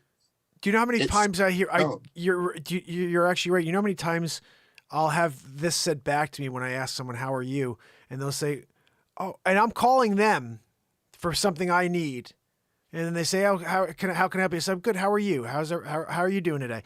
And they are like, oh, good. Oh, thank you for asking. Like, you're really surprised, because most people are not. They're thinking about self. And I think this is what gets back to what kind of person you are. I mean, at the end of the day, I get back to this conversation I talk about once. My grandmother was extremely superstitious to the point that my aunt was born on June 13th. I was born April 13th. June 13th is interesting because my aunt, until the day she died, my grandmother said she was born on June 3rd because she was like, no, June 3rd, 13. She thought 13 was a really, really bad superstitious number. And she refused to believe my aunt was born the 13th. So I'm 16, 17 years old. I'm driving her to CVS. And I used to take her there for her. After my grandfather passed away, she lived with my aunt and uncle. And I would bring her to CVS to get her stuff, her medications and, all the stuff she needed. And she used to feel terrible. She always, I'm so sorry. I'm taking you away from your friends and from everything. You're a 17-year-old kid. You don't want to hang out with your grandmother. I used to love hanging out with my grandmother. I wanted to talk about my grandfather and hear more about a guy who passed away when I was 7. So I loved these opportunities, but she thought she was a burden. We're driving together and I said to her one day, Grandma, I got to ask you, what's your problem with 13? Oh my God, she was 4'11", the cutest lady in the world, right? This little Portuguese 4'11" lady. And she goes, oh my God. And I said, Grandma, what was your concern with 13? And I had never heard this in my life. And she said, well, I'll tell you what it is. Jesus and the 12 apostles, Judas was the 13th. And I looked at her and before I didn't even bat an eye, Ripper. I looked back at her and I said, Grandma, but Jesus always put everybody else before himself, so Jesus was the 13th. And when I said that, she started laughing, belly laughing. She'd never thought about it that way, but that's how I live. I show up every day for this world. I put myself last. I do 2-3 hours and I got things to do, but I'm doing it because I'm putting the world before. I'm opening the door and letting the 12 in, and then I'm closing the door once I know it's safe for them. And that's what I know the man would have done back then. And then when I said that to her when I was 17, she laughed and she had a belly laugh in it. And I think it diffused the entire negativity towards the number 13, which I think is the greatest number ever, to be honest. That's my theory. But it was an interesting thing how someone who's been superstitious for 79 years in one moment can have a different perspective brought to their mind and their perspective. It's crazy. Well, and the reason for that too is good communication, listening. We don't listen well, and being able to handle it in such a way that it wasn't a negative. You didn't just say, "Oh, that's just stupid." Oh, Grandma. So true. Right? Yeah. Right. And what I try to do too is whenever another thing we don't do enough of anymore is one, just acknowledging that somebody's there, right? Anybody I see in a day, I always try to say, hello, how are you? Right. It's great. Open the door for somebody, right? I know this seems corny, but it really does matter. And just simple things like that, like I've had instances where like I was a nickel short for something and somebody gave the nickel, and that was just massive to me because that's the way things used to be. And so much like when a guy does, okay, so you go into Lowe's and you finally find help. You're already a little irritated. They just point you to the aisle instead of taking you to the object, that kind of thing. But when somebody does the opposite and they say, hey, what are you looking for? Okay, well, come with me. And they take you there and they get it for you. And then they ask you what else you need. Take 2 minutes. Take 5 minutes to go straight to the customer service section and ask for the manager. And when the manager comes, take note of the person that acted like a great person and a great employee, and just take that extra 5 or 10 minutes to wait for the manager and to tell them, I want to let you know that Jimmy Joe over there, really helped me and did an excellent job. And I just wanted you to know that. And I wanted to say, good job having a good employee. Yeah. Because those kind of things matter. None of us take any of that kind of time anymore. And I think that's what I think it starts that small. I really do believe it starts that small. It sure does. You start changing things one little piece at a time. And that's how it got to where it's at now. Every little thing. And I think you have a saying that's very similar to that. What's that one you say? It's right here at the top of the screen, affecting a positive change one person at a time. That's my logo. That's my quote. But yeah, I started that concept originally because I'm like, I can't be, when I felt the suppression of this world, the tech suppression, I'm like, and no matter what I put out, they don't let people see funny stuff, good music, comedy, whatever, or just inspirational. So I was like, okay, if I am thinking to myself, I want to reach the world, I want to have all these subscribers, I'll quit. So because there's no way to break through the barrier, I was like, no, I just want to affect a positive change one person at a time. Make it realistic for yourself. We bite off way more than we can chew. So if I made it an unrealistic, goal, I would have quit a long time ago. But for me, small things are what matter. And actually, you reminded me of my other quote, which is, a smile has an energetic value that costs zero to the currency holder. My smiles have value. And like, how am I not giving that to everybody? Because it's free, but it actually affects real change. And people, like, I know it happens to me all the time. Someone I don't even know smiles at me, right? Like, I'm like, what? I don't even know that 80-year-old lady. She just made my life like amazing with that beautiful smile. And I'm like, oh my goodness, that is what life is about, is the transference of energy, Right. And that's the quote I was talking about that I just love, that it costs zero to the currency holder. Yeah. That's the one. And I have one that's the one I go by, that a really person that really made a difference in my life with some of the things that he showed me and taught me. And it's mainly by examples. And that's the other thing. Pay attention to the people around you that you value, because they'll teach you things. They really will. And they're not like they're teaching you. You're going to learn it by watching them and how they live their life. But one of the most important things that was said to me once is, life is about relationships and transformation. Interesting. Yeah. At all times. And how I took that to me is that relationship I have with everyone I meet, even a total stranger, is important, because it's part of that transportation. The way I treat them, the way I might change their life, like you said, with just a smile or a kind gesture or something like that, it actually transforms you into a better, more positive person. For sure. And that, I think, is so important these days, to become better people, to be able to conquer these problems we have let happen in our society and stuff like that. And For so, sure. You'll notice that on anybody that takes the time to go into the comment sections and on any of my videos and whatnot, I mean, I encourage comments, and not for the everyday reasons, like we all say, because it helps with the algorithm, which it does. That's a true thing. But I really enjoy the comments, and you'll see in there, I don't have a whole lot of trolls, because I don't really, it's hard to be a troll when the person just isn't affected by it. And just like, even when I have a criticism in there, I treat it as like something I actually, and people joke, I'll like, it'll be like a paragraph, but I'll really actually value what they say, and then thank them at the end, explain to them how I thought, maybe how I appreciated what they said and went, I didn't think of that. And then I always thank them for sharing it for everybody else that's watching. It's beautiful. Yeah, I did the same thing the other day, because I had one of my subs actually sent something to me, because they were listening to one of the shows, and they were like, perhaps the reason why your people aren't coming back is because, and they made this point, they said that whenever they make a comments, one of the mods will erase their comments because it doesn't fit whatever the mod thinks is fair to be said. And they said, I just stopped coming to watch your show because I felt like I was being censored. And in a second, I stepped back. I'm like, wait a second, I'm complaining about being censored, but the people in my platform are feeling censored. So I said something to the family 2 nights ago. I said, look, don't ever erase a thing again. Let people say however the frig they want in my chat.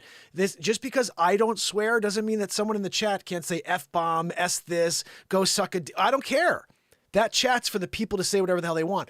But when people start, and it's not a mod's fault in general, but when they start to think, I got to keep this chat as clean as Mark's being, that's not right. I don't want anybody to stop being themselves. And when you censor people, then you're telling them to be differently than they are. And I don't want that. If someone wants to troll me, let them troll me. If someone wants to be a jerk, you could tell them they're being a jerk, give them 3 warnings. And if they don't stop, then you can give them 5 minutes out, whatever.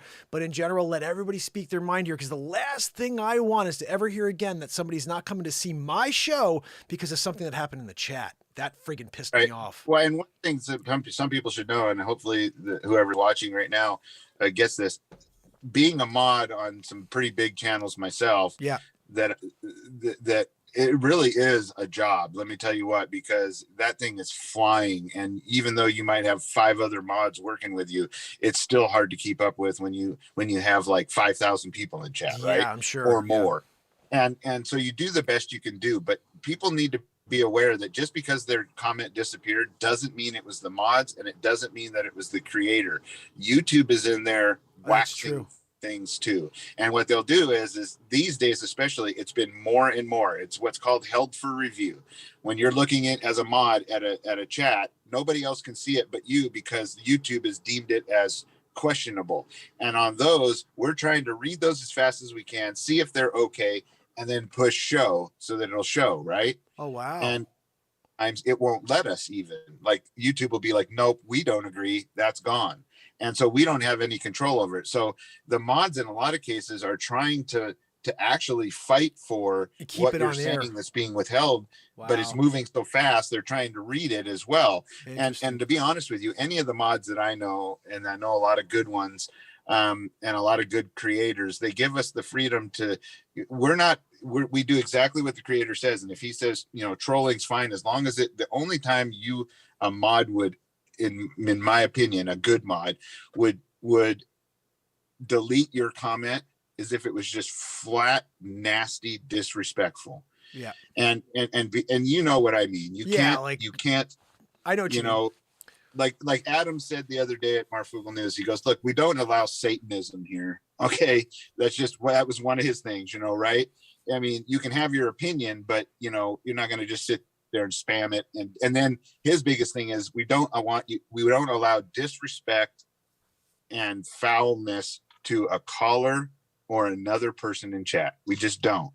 I like that. And I think that's a good way to be. You can have your opinion no matter what it is, but the only time you're ever going to get erased by a mod, and that's a good thing to go by. And what I do, like in my comments, a lot of times when I have somebody that might be challenging what I said or trolling, although I haven't had any really trolls per se, I always address them with respect, like you say, thank them for commenting, and then I'll pin it right at the top so everybody else can see it. Ooh, I like that. And I pin it at the top and then I'll usually put on there something along like, well, I want other people's opinions, but I want you to be respectful. Even though this person may not agree with us, you need to be respectful. Wages pins bad comments too. That's brilliant. Never thought about that.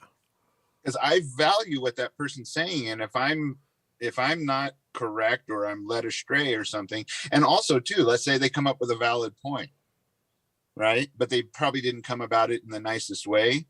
I still want people to know that, you know what, this guy's right. Even if he wasn't the kindest with how he said it, I made a mistake here.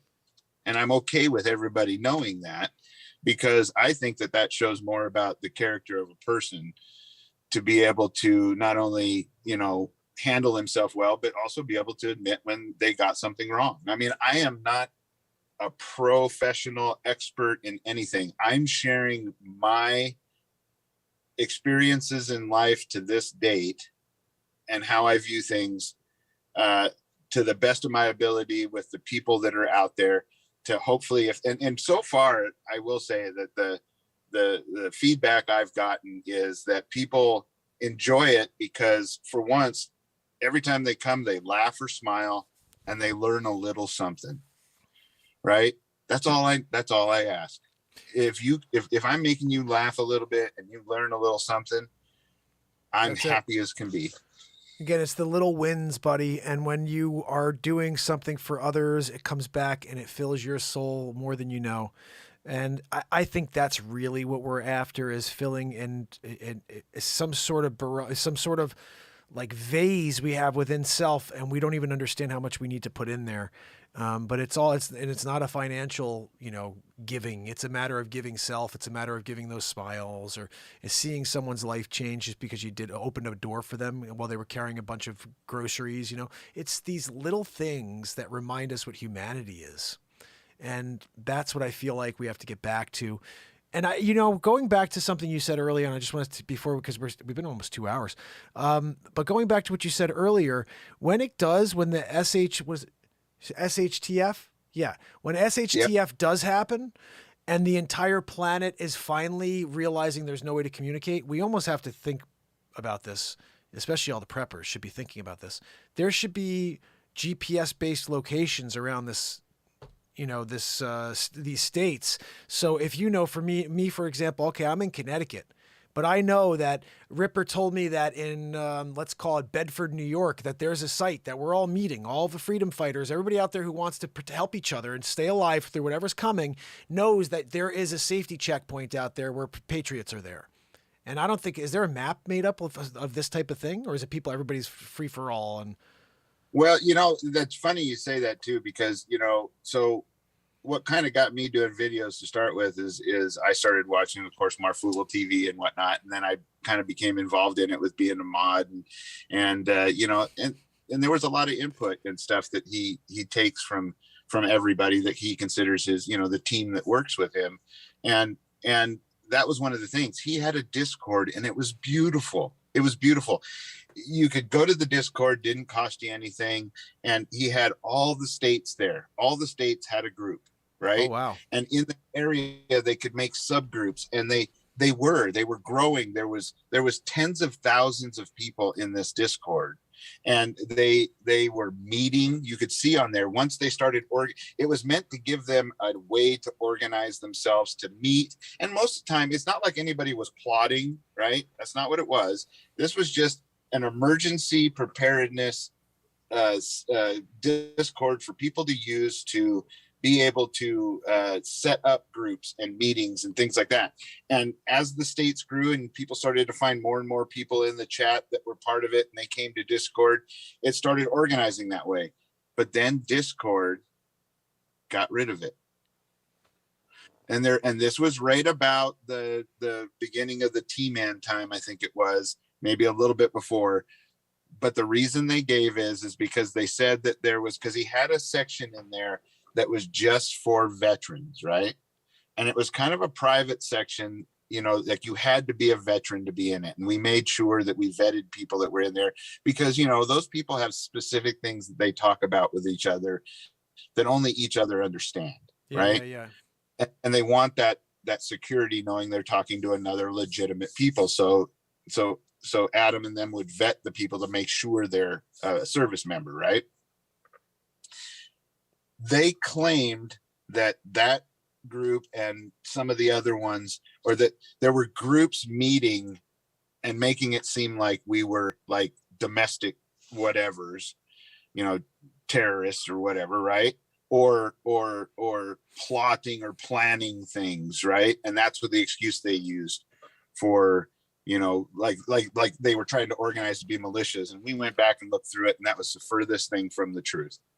There was nothing like that going on. It was all just support and people meeting. And most of the time those meetings were barbecues. And like you said, talking about setting up networks. So say, for instance, some tragedy happens here, a tornado like we just had recently, those tornadoes that ripped through the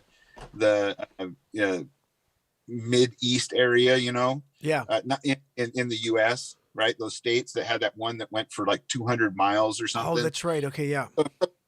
Those people knew that they could meet at a certain place if they needed help. That's right? it. That's what I'm saying. It has to be well known, a map that's created, almost like the people have all these different, you got a flat earth map, you got a round earth, and you got a map in the United States of all the different points where if you happen to be close and you've run out of things, you get there and there's somebody there who's going to at least be thinking about you in order to protect you from whatever's coming. Now, I know here locally where I'm at, I have like the people that take the time to email me that live in this area where I'm at. They know who I am and stuff, and we communicate with each other on things so that if something ever did happen to where we needed each other, we would be able to meet. But if the problem is as you can see with that Discord, once we got too big, it seemed too serious to them, I guess. And that's why they and so, at first he thought to himself, well, how do I make my own? He even thought about getting his own servers and everything like that, but it's extremely expensive. Yeah, it is. Yeah, you can't set up your own server farms. And so most of these, no matter which one it is, Rumble, any of them, right?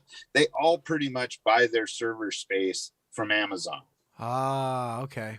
And see, that's why you found that some of these groups that after that happened that tried to start their own platforms, well, since they were dependent on Amazon, what was the one that got booted off? Parler, that's right.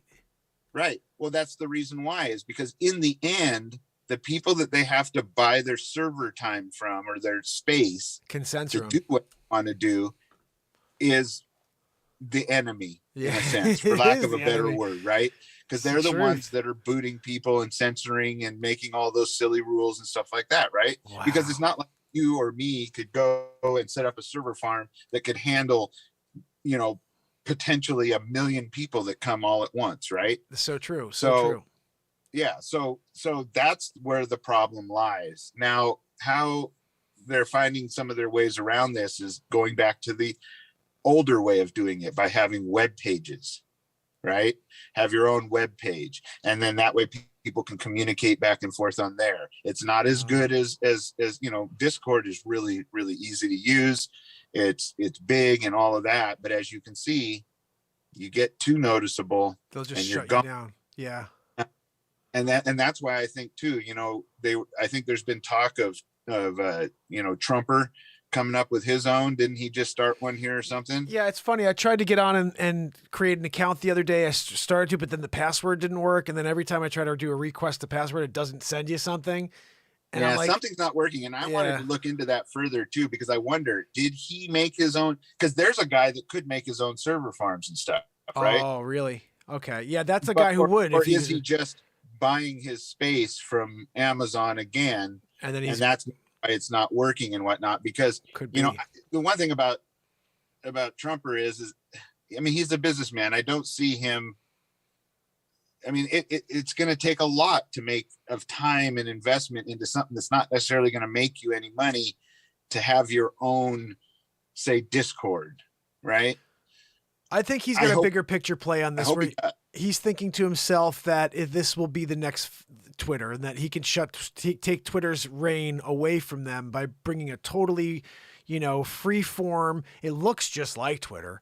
So it's just like he obviously stole the concept. He's trying to just say, okay, look, you can come here and everybody can say what the hell they want. I want to put that to test and see if they're really, you know, giving support to people. Like I post on Twitter, nobody sees anything.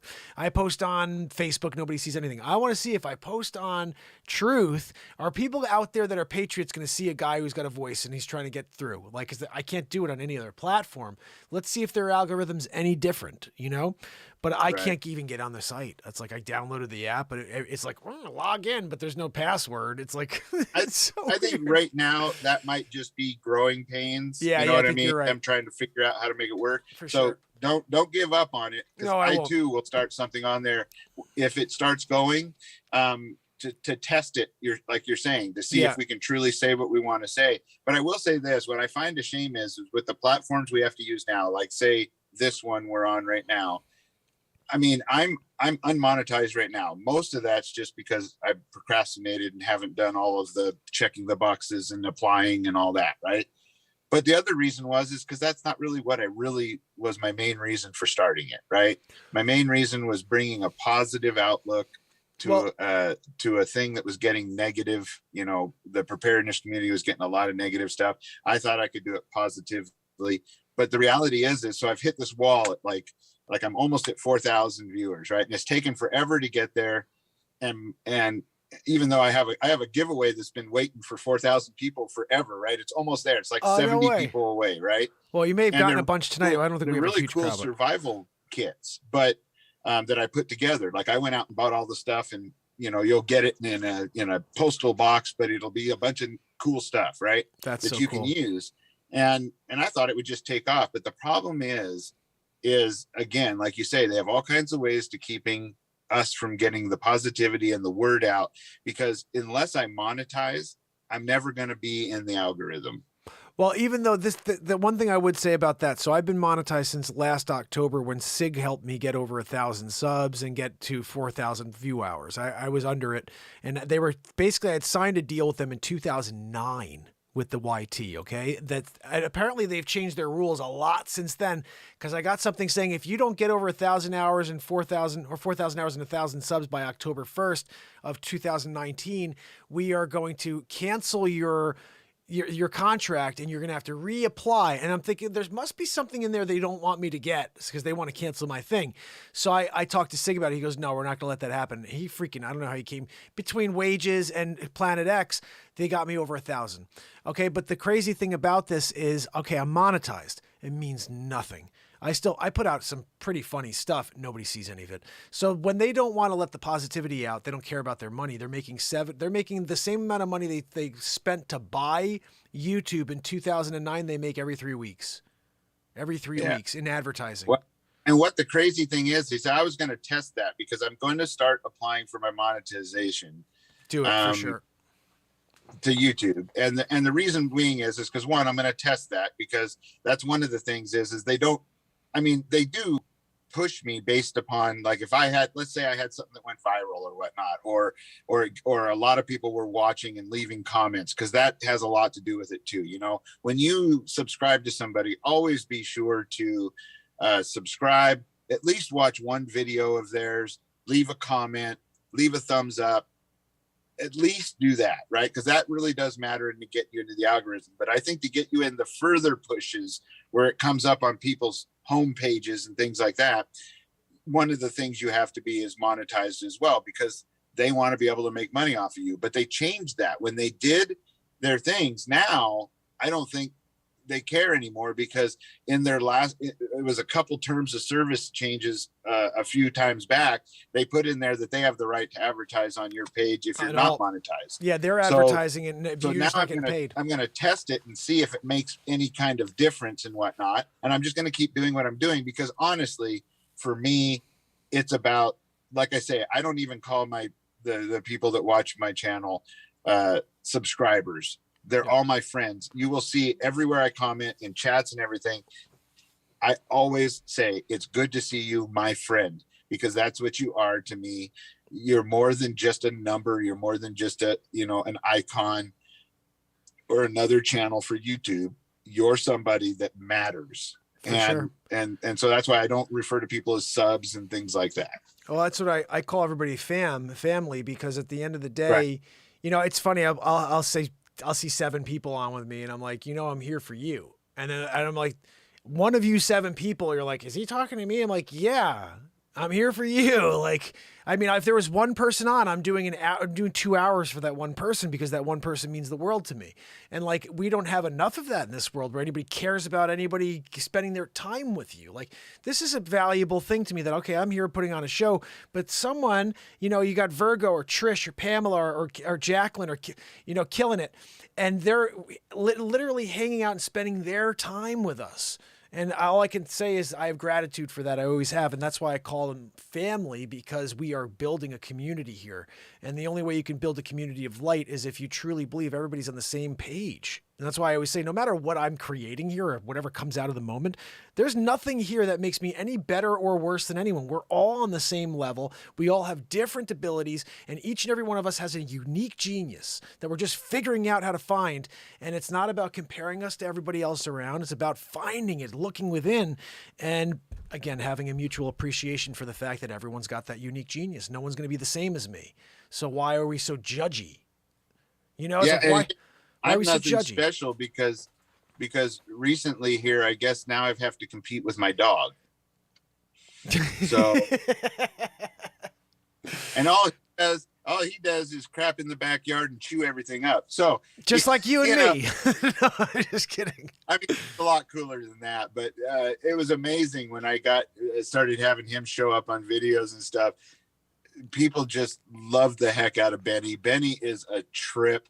That dog will drive around with me all day long, and it's cool. Like a person in the car. It's like we'll pull up beside somebody at the stop sign, and he'll be like, look over at him and go, "What's up?" Like that. I mean, he's like a person. It's so funny. Isn't that cool? He's just turned out to be a great buddy. I'm glad everybody enjoys him, because I guess what was happening is while I'm focused on a video, really trying to, because I'm still, I haven't gotten high tech yet, even though I have a computer finally to do it with. I'm still doing one takes on the phone, right? Well, the whole time he's in the background, looking over your jumping, shoulder, flipping, and he's like barreling off the couch and throwing things up in the air. And so I like I'll check back on my video and look at my comments and stuff, and people are like, "Sorry, but we love what you're doing, and it was funny, but your dog is a trip," and they're like, because he's in the background, cool. They're like, he's just stealing the show. And I guess at one time they thought we had a cat because they thought he was tossing a cat around, but it was his like toy. Oh, that's so funny. Oh, it's funny. And hey, you know what? I am so happy if that dog makes people smile and laugh, brilliant. Then, It's so funny. I haven't had a dog since I was a kid, and then we get a dog for my daughter who wants a dog. She wants to be a vet one day. I think Ripper just may have been disconnected. You still there, brother? Okay, cool. Yeah, I'm down to the 10% mark, so I'll probably have to wrap up here soon. Yeah. I don't want to keep you too long. But we get it one dog, and this dog's a Australian Shepherd / German or English Shepherd. So he's like got this weird energy. He's always like ready to just pounce on someone or nip at their heels. And so this is all we've known. And then maybe a month or two ago, my wife, she signed up for all of these like adoption things for, dogs in need. And we get this dog from Tennessee is going to be put to death. Essentially, they're like, look, if someone doesn't take this dog in a couple weeks, it's going. And it's this beautiful Saint Bernard, this little girl, Saint Bernard / German Shepherd or Shepherd mix. And so we're like, we're not going to let this dog die. So now we have 2 dogs, but Maggie, and I almost brought her down for our talk because I was like, she's so cool. She'll hang out on my lap. And I just forgot when we got started, everything was happening so quick here at the beginning, but I may grab her after you hang up and while I put a song on so you guys can see her, but she's so docile and just sweet and she hangs. And I wish Max was like that. And it makes me realize how the temperament of every dog is just like we're saying, everyone's got some different way of being. And you have to say if it works for you and your family. Max is a freaking nut. Yeah, I think and if we look at it from a preparedness standpoint, I think dogs are a really important one too. I mean, granted, you have to feed them, so they're an extra mouth to feed and whatnot. But what they give you, and I mean, when times are if times do get stressful, whether it's a tornado touches down or whatever else like that, it really does do something to have that connection with an animal like that, I think. And I enjoy training them too. Like I've trained dogs. One of the dogs that came in some of my videos was Cass. And we called him Cass the Wonder Dog because he was an emotional support dog that my soon-to-be daughter-in-law got. And she just needed me to fine tune him. And so since I've worked with lots of hunting dogs and all kinds of training and stuff like that in the past, I mean, I've got a past where I've done just about anything, it seems like. And so I was refining him to do certain tricks and I would show people how to do it. And even at that, if you want to relate human nature, people always cringe when I say, you know what, raising kids is like training dogs. People are like, how dare you say that? But they're thinking that I'm like going to hit the dog with a newspaper and I hit my kids with a newspaper, right? Like systems. That's not what it is. I do nothing but positive reinforcement with the dogs, and those dogs learn that fast. Benny, on the first videos I did with him, I got him at 8 weeks old. By 9 weeks, he was kennel broke. So in 1 week, I had him asking to go to the bathroom outside, and he would hold it all night, and then I'd let him out first thing in the morning, right? Then he started going to the door and barking. At 10 weeks, he was going to the door and barking to go out. By 11 weeks, I had him going out the dog door. Wow. From there, it was, I think it was like 12 or 14 weeks. He was sit, stay, come, shake, lay down, all of those, the basic handling things. And now we're working on healing because he's a big dog now. He grew fast. He's 8 months old. And he's 55 pounds right now. Wow. And what he is, he's a rescue too, because I don't necessarily do the purebred stuff. I think they ask too much money and it's just a ridiculous thing. Yeah, we got 2 and rescues. Every good I've had's been a mutt. So this one, Benny is a pit bull from a pit bull rescue place. So he's part pit bull, part border collie. So he's like, nice. He's like a strong dog that's smart as all get out and likes to be doing something, right? So I try to involve him in every part of my day. And the funny thing is he very quickly has become like my best buddy that just goes out and does stuff with me. That is so cool. And I think that's important for people to have something like that for their family as well. Well, and especially too, when you can tell us better because your kids are older now, the kids are sometimes not around. And so you got a bud there still, you got like someone to hang with. And dogs always do this downward dog thing where they just, they love you when they do that.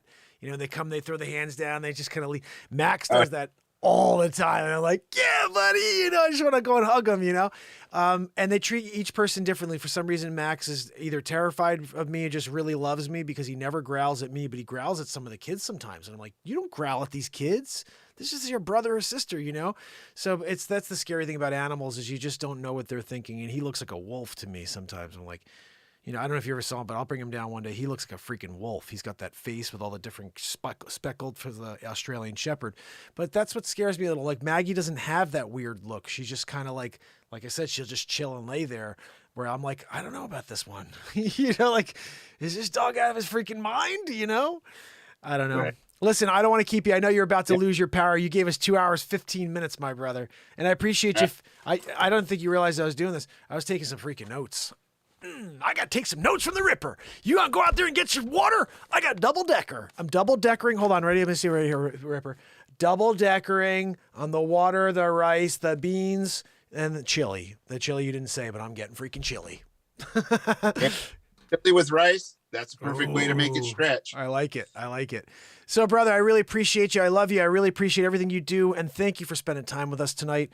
And I'm going to play you guys a song. Do not go anywhere. I'm playing you a song called Help Them Find the Light. This is a song we wrote here last year. And it's about us coming together. It's about what I think this message of the show is about. So I'm going to play it for you right now. I'm going to go get Maggie. So in a few minutes, you'll see the little St. Bernard. So, Ripper, love you, brother. Go charge that thing up. Hopefully, you'll see you in the chat for a little bit. Yardbirds. I love you, brother. Be good. Thank you so much. Hey guys, that's the Ripper, the one and only Rip Curl, who we love. And I want you guys to please subscribe to Rip's channel if you have not yet.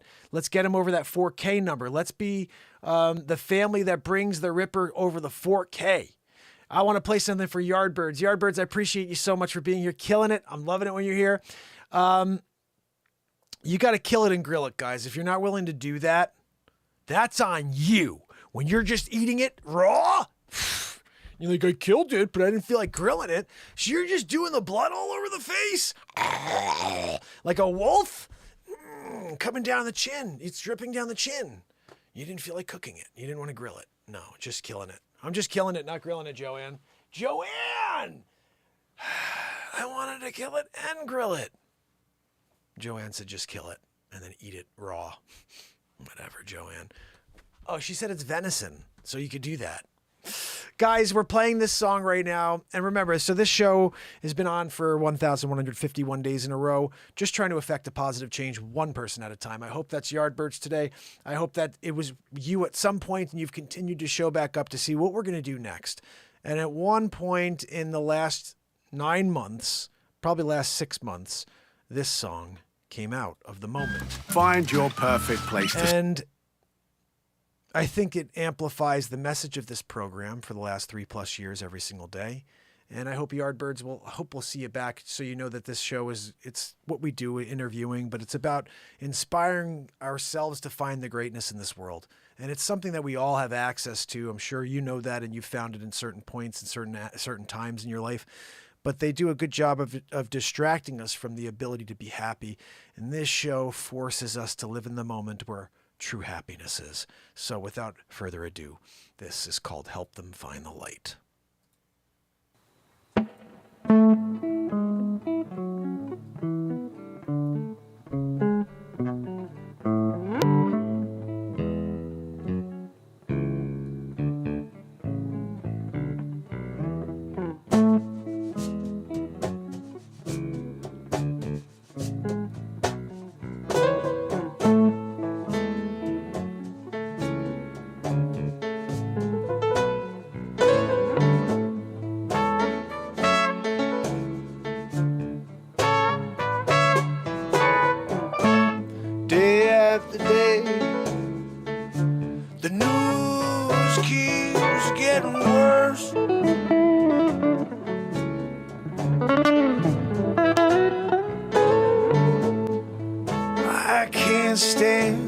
Propaganda's all over my screen.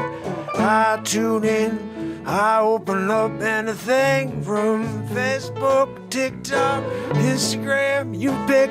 Yeah, it's all the same thing. Yeah, they're plastering the images, trying to get the fear to take me out of my game.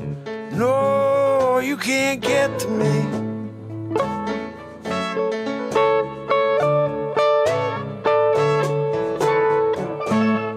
You see, we're living in a higher vibration here. You see, you can't penetrate the light we're building here. No, we're going to keep on growing, going to keep on showing the negative world the way to the light.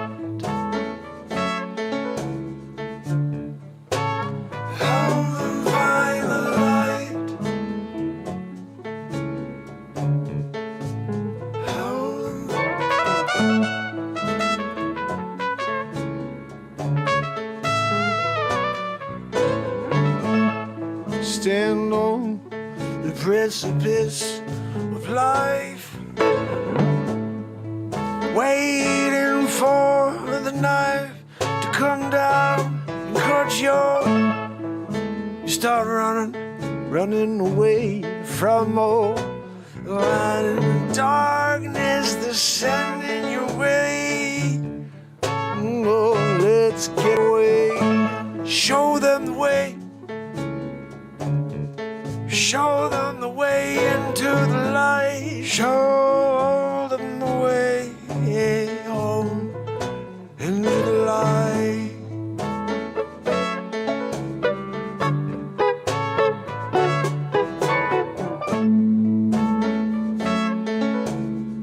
We'll find a way into the light.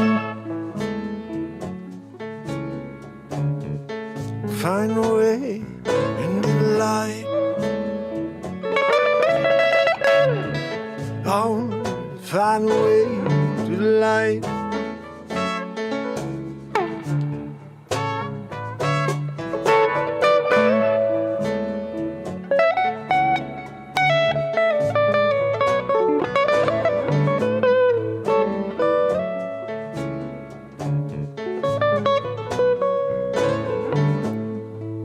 Everybody gather round, put your hands up in the air, wave your hands back and forth, yeah, and let it all out. Oh, reach for the sky, yeah, let it all fly, yeah, out your fingertips, yeah, you can scream it from your lips, yeah, you can let it all out.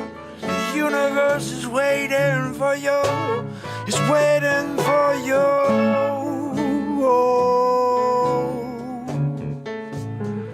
To ride.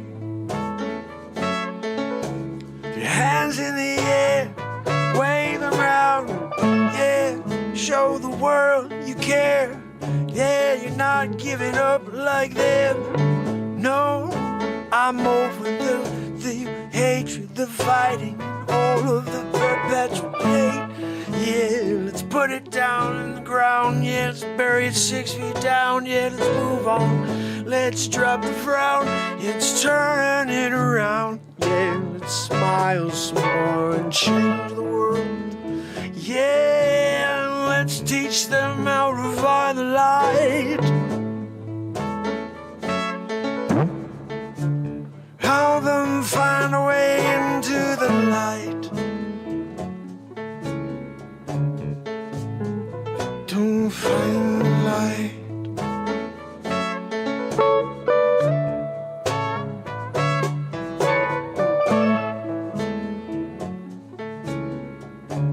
Find a way into the light.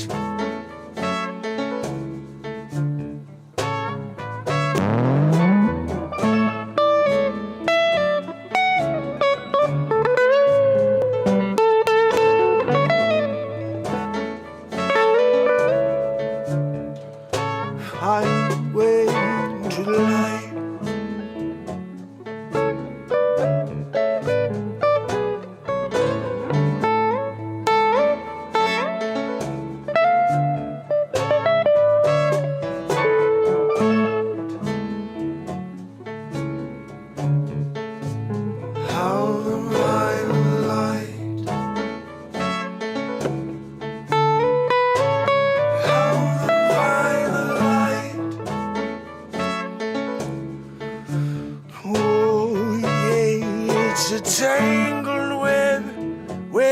sticking to it, yeah, we can't get our hands out, no. Yeah, grabbing you no matter where you go. You're stuck to their glue. Yeah, we've got to get control back. We've got to say no. Help them find a way into the light.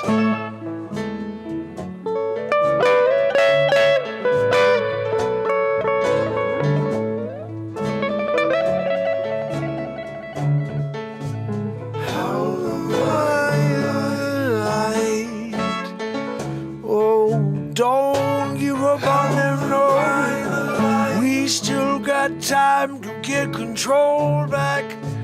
So don't give up, no. Just open your heart and help them find the light. Help them find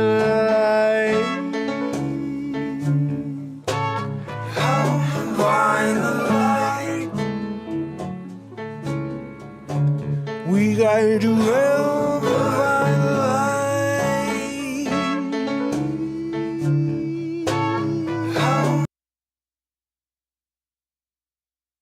Help find the light.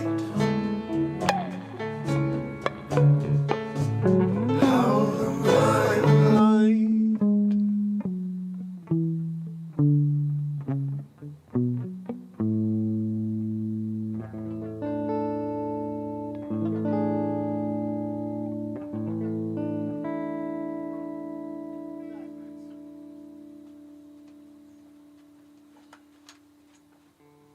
That was a freaking pick throw. Oh, a pick throw. There's nothing like it except for perhaps the cutest puppy in the whole wide world, Maggie. Maggie, you want to say hi to everybody? You say, oh, you cutie pie. Oh, I love this little baby. You're on the air, little pup. You want to hang out with me? You want to hang out with me down and chill it out? Say hi to the fam and friends. Say hi to the fam and friends, Maggie Baggy. Oh, I love you, little baby. You make funny noises, too. Let's hear some of your funny noises. Can we hear you?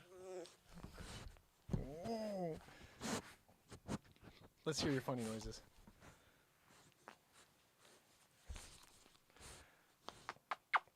This dog, guys. Look at this little puppy. What? Is she a cutie pie? Hey, little baby, you want to hang out with me? Let's put your big paws over my hands. This is what she usually likes. If I put her like this, sometimes she'll chill it out. You want to hang out? Don't tell me you want to go back upstairs and hang out with Max. You know, Max with his attitude, right, Maggie? Max has got an attitude, Max got, right? Oh. Let's just, you want me to bring you back upstairs, Bubba? I kind of grabbed her. She was snuggling. She was snuggling Max upstairs, so I feel kind of bad. I took her, you know. But you know what? Sometimes you got to hold a little puppa. Sometimes you got to hold a little puppa, you know. Oh, there's Ripper back in. I'm so glad. So, Ripper, this is the little pup right here that we rescued. And there's a really cool video, actually, on TikTok. It's on YouTube where I rescued her. I went down to the city in the middle of the night in order to pick her up. She smelled like poop. They like threw her in the back of a truck with like all these other dogs. They were like, if nobody picks her up, they're going to get rid of her. She had two other siblings, but they didn't look like her. They had like, you know, darker fur. They didn't look like her at all. She looks like a St. Bernard, but I think she's hopefully got more shepherds so she won't be 125 pounds. I don't want a 125-pound dog. You know what I mean? That's all I'm thinking. So, such a sweetie pie. I'm thinking about maybe playing you one more tune here while I bring this little monkey upstairs, because she really is a monkey. That's what I'm thinking. Got a little monkey here. Don't be monkeys. Oh, what a cutie. Look at you eating my face over here.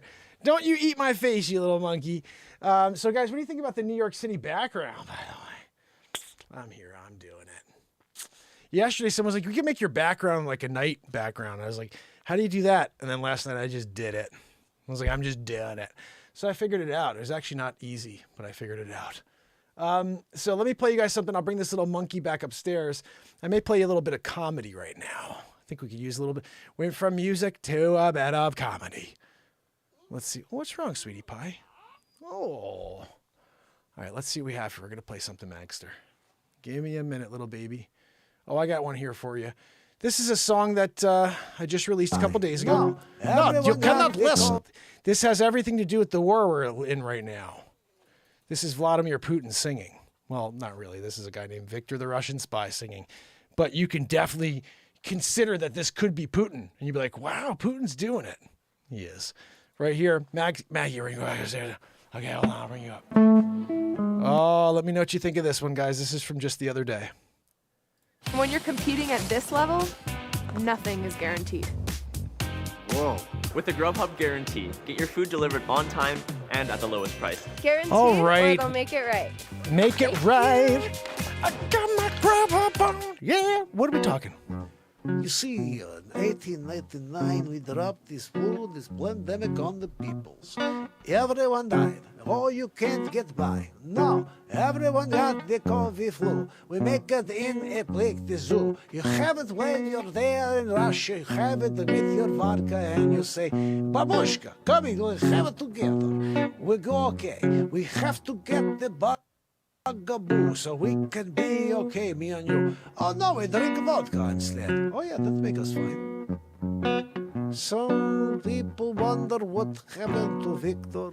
He was the guy who had the time to kill all of the victims. They say, look, I saw Victor. He come through, he hide, he come in the trees, he come to kill us. 1, 2, 3. I can't get away, he's got the poison. He poisoned us all. He poisons his cat, his dog. He poisons his goldfish. What is wrong with Victor? He crazy. He poisoned everybody. Victor have no friend, no. But the Russian flu, he got the chance to give it to me and you. Oh, 1889, you have the Russian time. You make it the flu, you give it to you. You're going to fare better than any time. Look, we have immunity.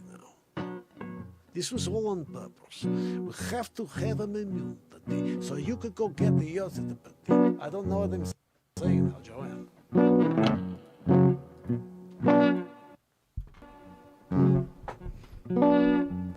It's Victor, the Russian spy, right? Yeah.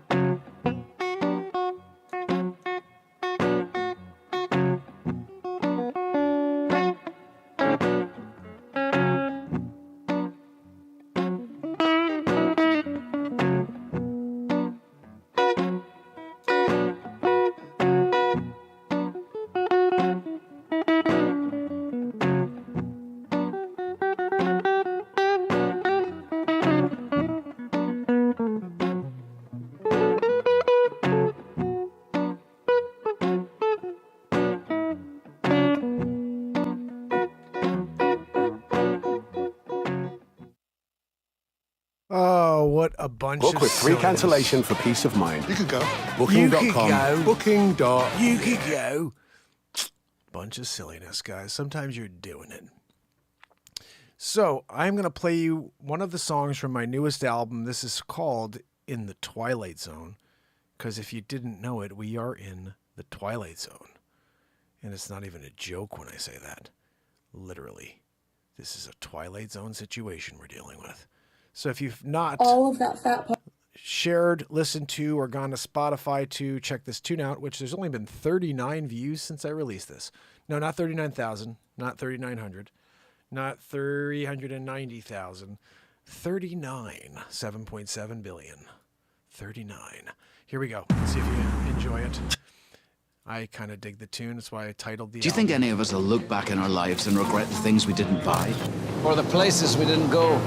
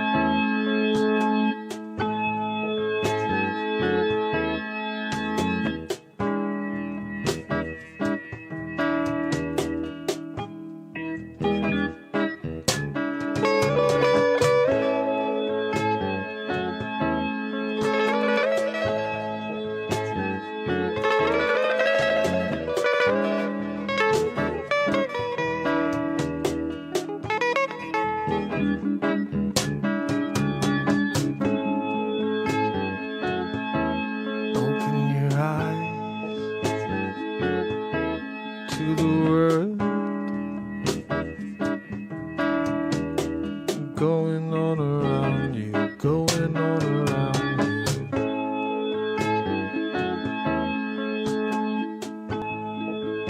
you. It's all getting old now.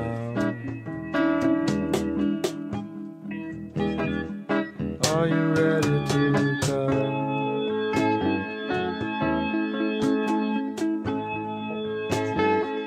We're in the twilight zone. Oh yeah, yeah, you're in the twilight zone.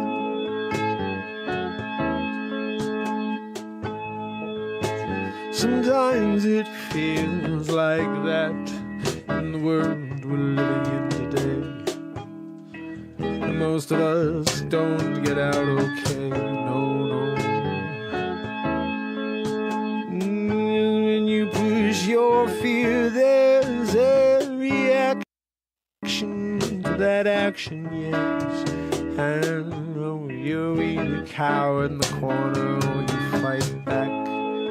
Oh, there's one or the other, there's no other, no, it's that though. Are you gonna have a backbone, yeah? Oh, while I enter the zone, why don't you grab the phone? Yes, I'll wait. We're in the twilight zone.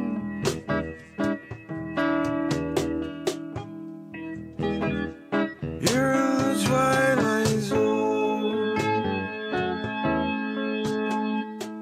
Ooh, and when you overpower everyone with a lie, don't make it true. No, oh, shame on you. Oh, but that's the world we're living in. These 5 years, I can say, oh, it's not getting better. No, it's only getting worse. So I don't know if we can get through it. Okay, let's see if we can come together one day. You're in the twilight zone.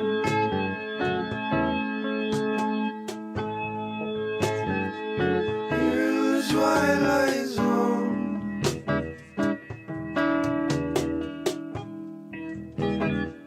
You're in the twilight zone. Oh, there's something there, I swear, yo. You got to give in. You got to let it go. Oh yeah, yeah. You're in the twilight zone. 'Cause if you listen what they say, and if you do what they say, you never know what's true anyway. you're led by a wolf and you're the sheep. I don't know what's better if you go down earlier or later.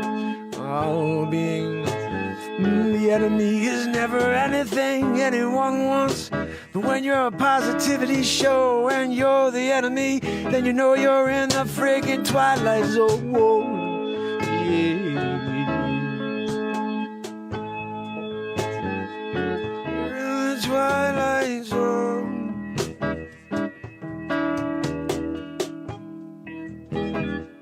You're in the twilight zone.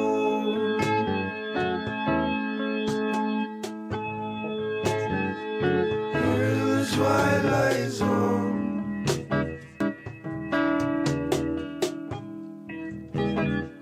You're in the twilight zone.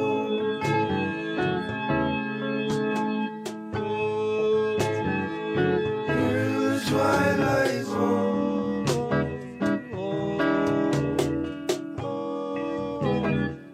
You're in the twilight zone.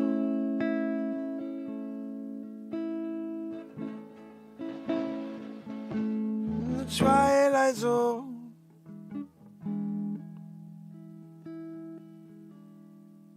Well, in the twilight zone.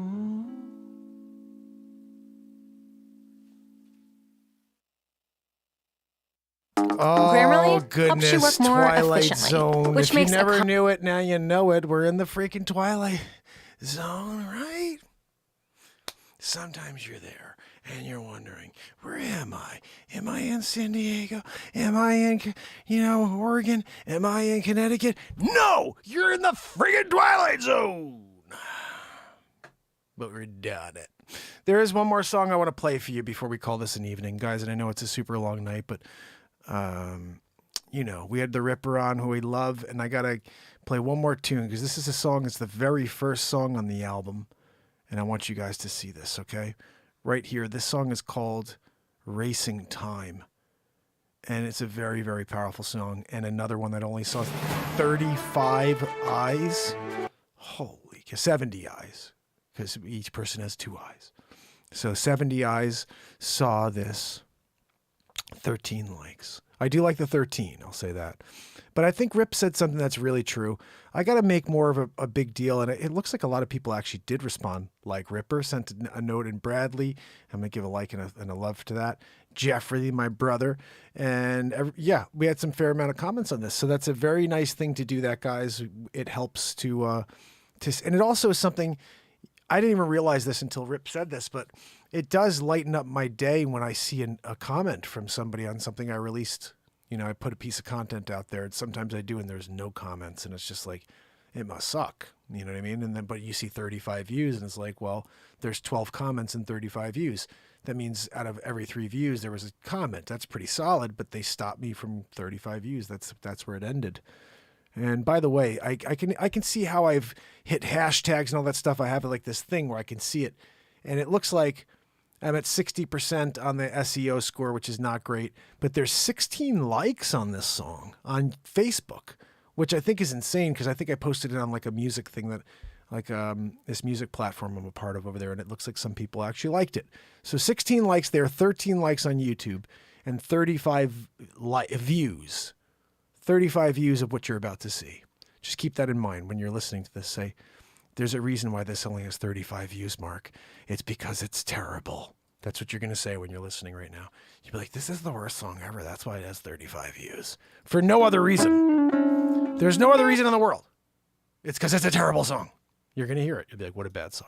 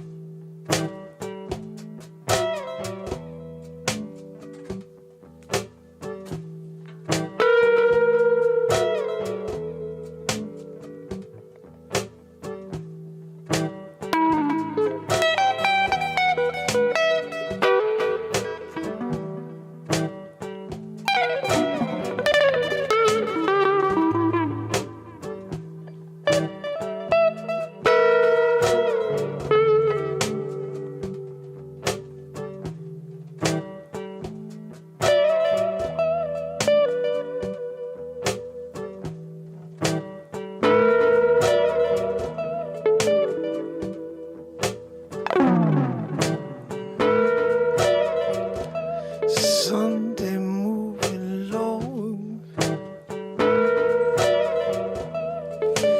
The time is right to sing another song. Yeah. Play along, rainbow at the end of a rainy day. We're racing time. Oh. Driving into the night, yeah. You can feel it in your soul, yeah. You can feel it in your heart. Racing time, oh. Oh.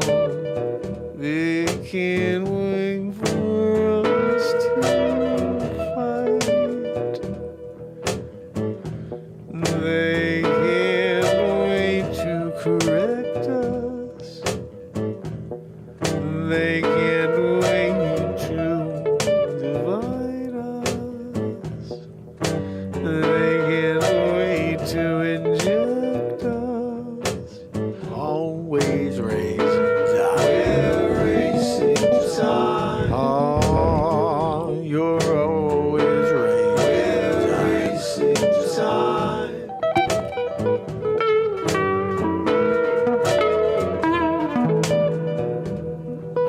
You're always racing time. Racing time. You're always racing time. Racing time. You're always racing time. Racing time.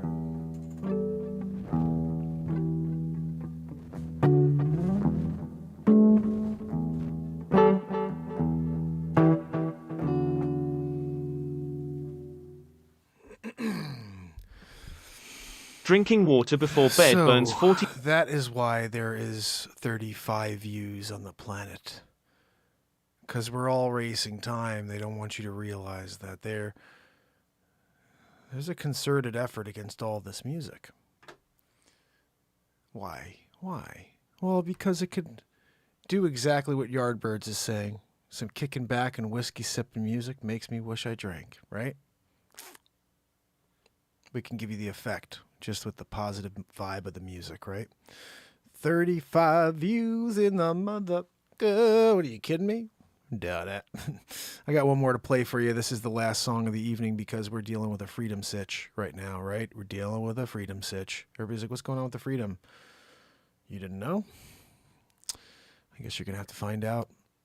I left you a little message on this one. It's actually the 170th song released in the last 13 months from this platform. And it could be the most controversial song to date. Not really, because we've done some really crazy ones like Mandate This and Masked Up.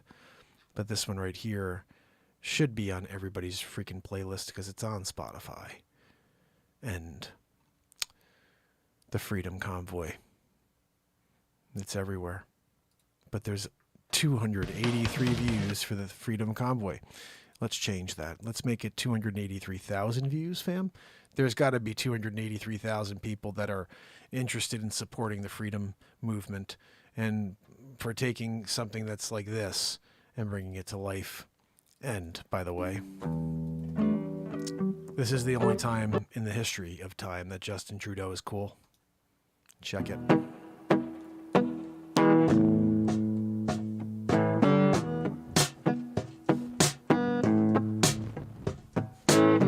Get behind the wheel tonight. I got to ride into the fearless squadron of fight. Gonna take on the man ain't so popular these days. My fellow Canadians, it's time we all come together and we get a bugaboo to protect our neighbors. If you don't do it, you're not a Canadian. And I could be Liam Neeson's son. We're not sure, but I have a certain set of skills. Freedom's up, yeah, the communism down. Yeah, freedom's all we got. Yeah, we're gonna sound the horns in. Going all day and night, 7 mile long. Yeah, got ourselves a world record, not like we tried to do it. We're just trying to fight for our freedom in 2022. Who knew we had to put it all on the line? Yeah, a crazy time, yeah, we're living in. Crazy time we're living. Got a freedom convoy.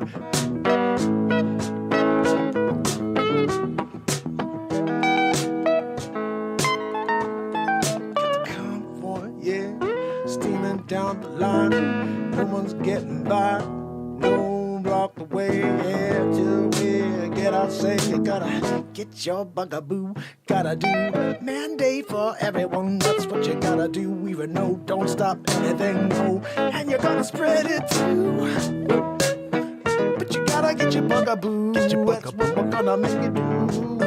With the truckers, yeah, no effing way, I'm gonna bring my shotgun in the back if I gotta fight you. I'll do what I got to. Yeah. The freedom convoy. The freedom convoy. No stopping the freedom convoy. Freedom convoy. You can get on the news and call us what you want. You can think that you got the people's ear, but you got people living in fear. Yeah, living in fear. Ain't stopping, no, that's clear, yeah. We ain't no fringe or majority, no we're gonna take the fight to you. So truckers, please stop this madness and get your bugaboos.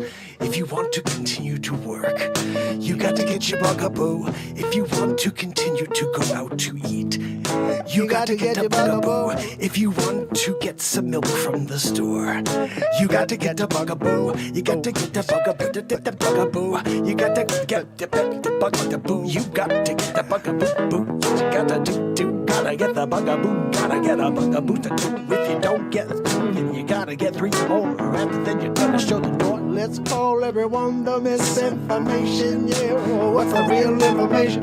Yeah, seems like it's a changing every day. Well, listen to you, yeah. Get the freedom convoy. Yeah.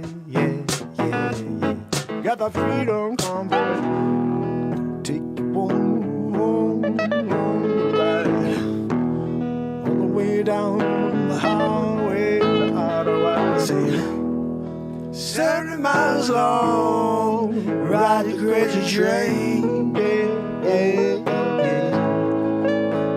The freedom train, yeah. Oh, freedom train.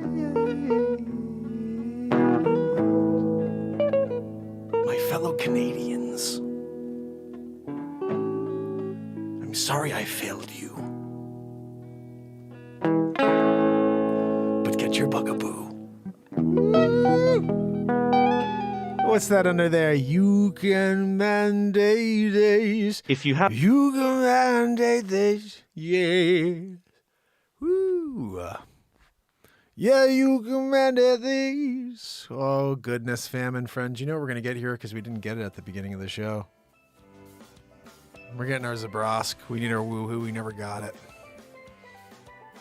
You know, the family members that are here at the very end of the show doing it. They're getting a woohoo. What's that, Joanne? No, Joanne! You can't stick around for the woohoo. You gotta go. It's the wheezing that really gets to me, Joanne. I'm here. I'm ready. Waiting for it. Zabrosk all night. I'm sorry, buddy. You had to wait 3 hours to give the woohoo. Did you call your wife at least to let her know you're going to be late? I know there's a storm. You're driving through it. Now look, you're doing a Renaissance Man gig, and you know you gotta show up all hours. Sometimes I'm just forgetting about the woohoo, and then, middle of the night in it, 1:34 in the morning, Zabrosk gets his woo-woo. He's just, boo, it's there. Something to die for, yeah. There's something to live for. Zabrosk, can I get a friggin' woohoo for the love? We're talking about late night in it. Woohoo! It's like almost better.